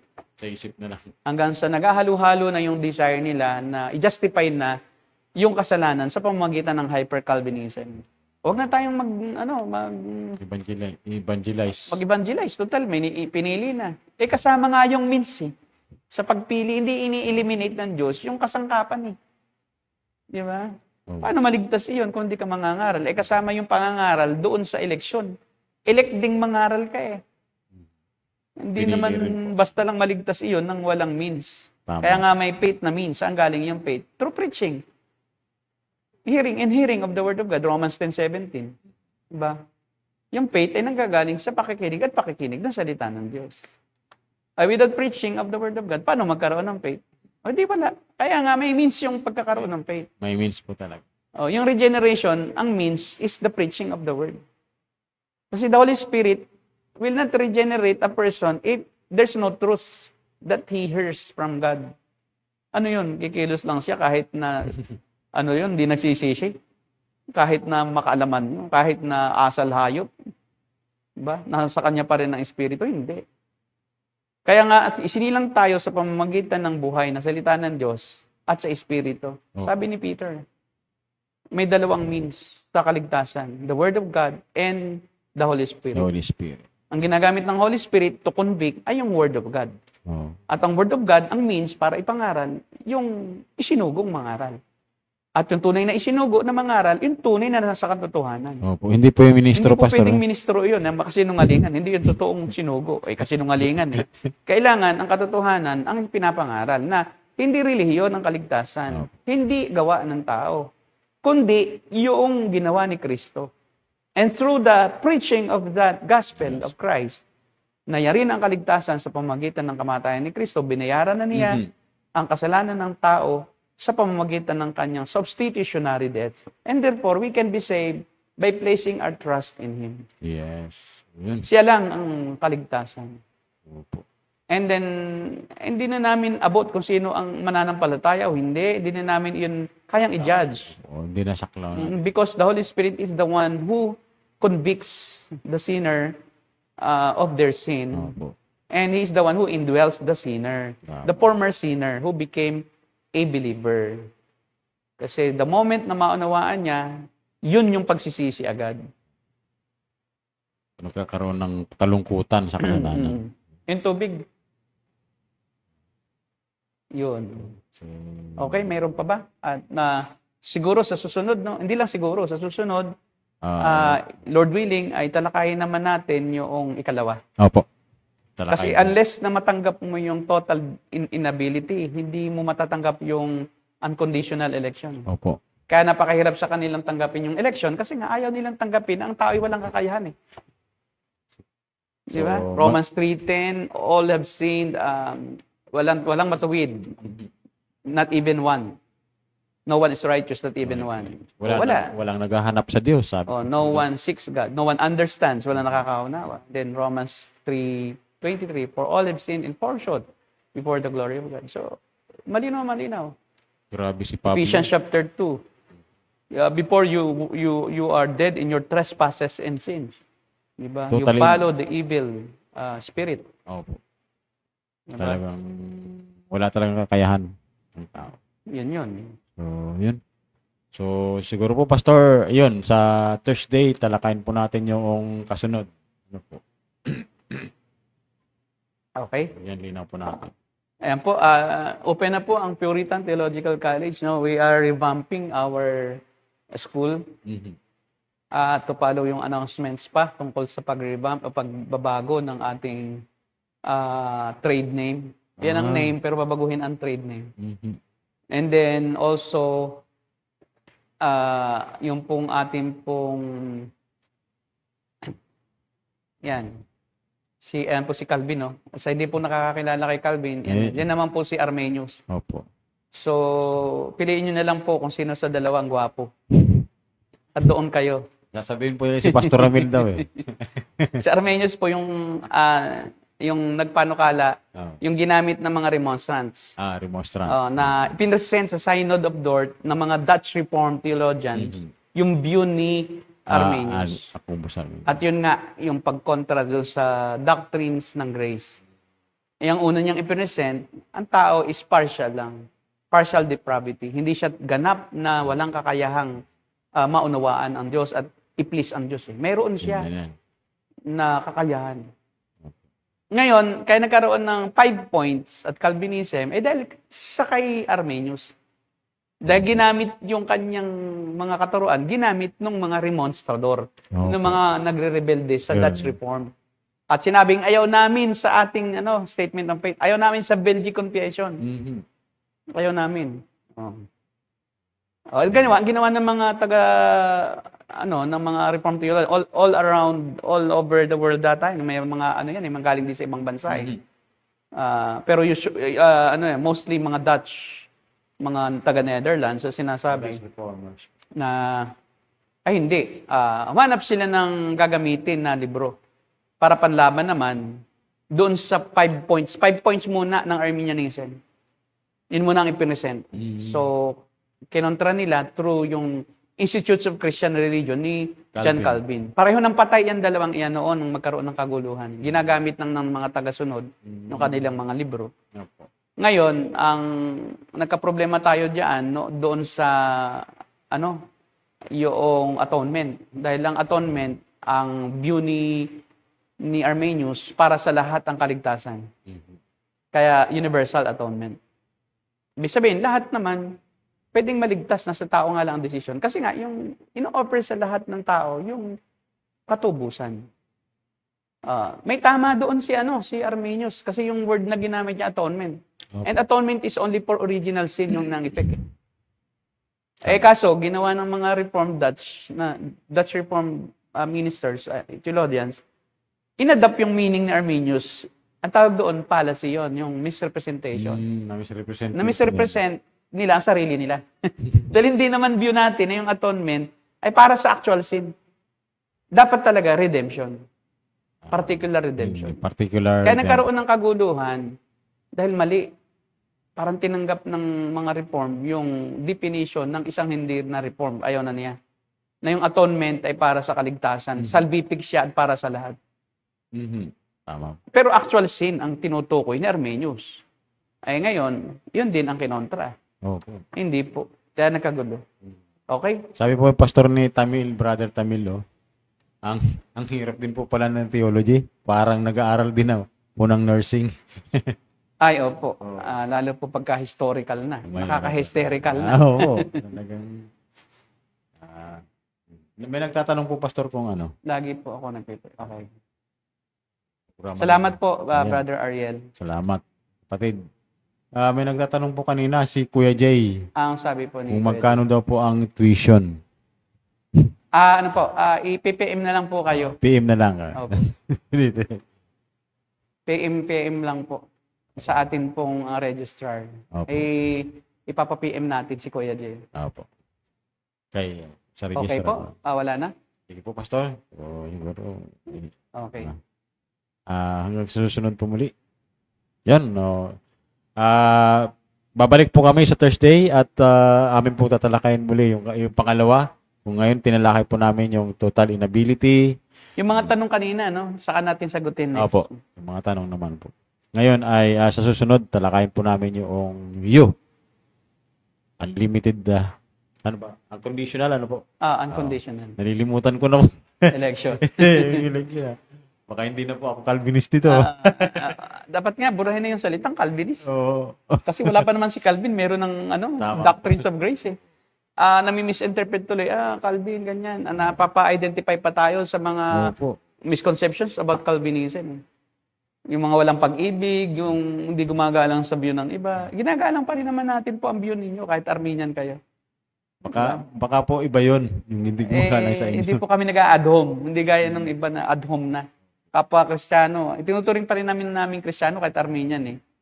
Pero mayroon pong Calvinist na ayaw nang ituring na Kristiyano. Pag ano kayo?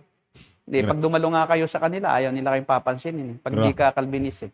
Grabe naman yun. Pero pag Armenian ka lang, pero pag non-believer ka, suyo-suyo ka nila. Duruin mo. Pag Armenian ka, galit kami sa'yo. So, that's not a brotherly love. Okay? Hanggang sa Thursday po at hanggang dito na lang po muna ang aming pagtalakay. Ito po ang The Narrow Gate Ministry. And we are the Cult Busters. God bless you all. Next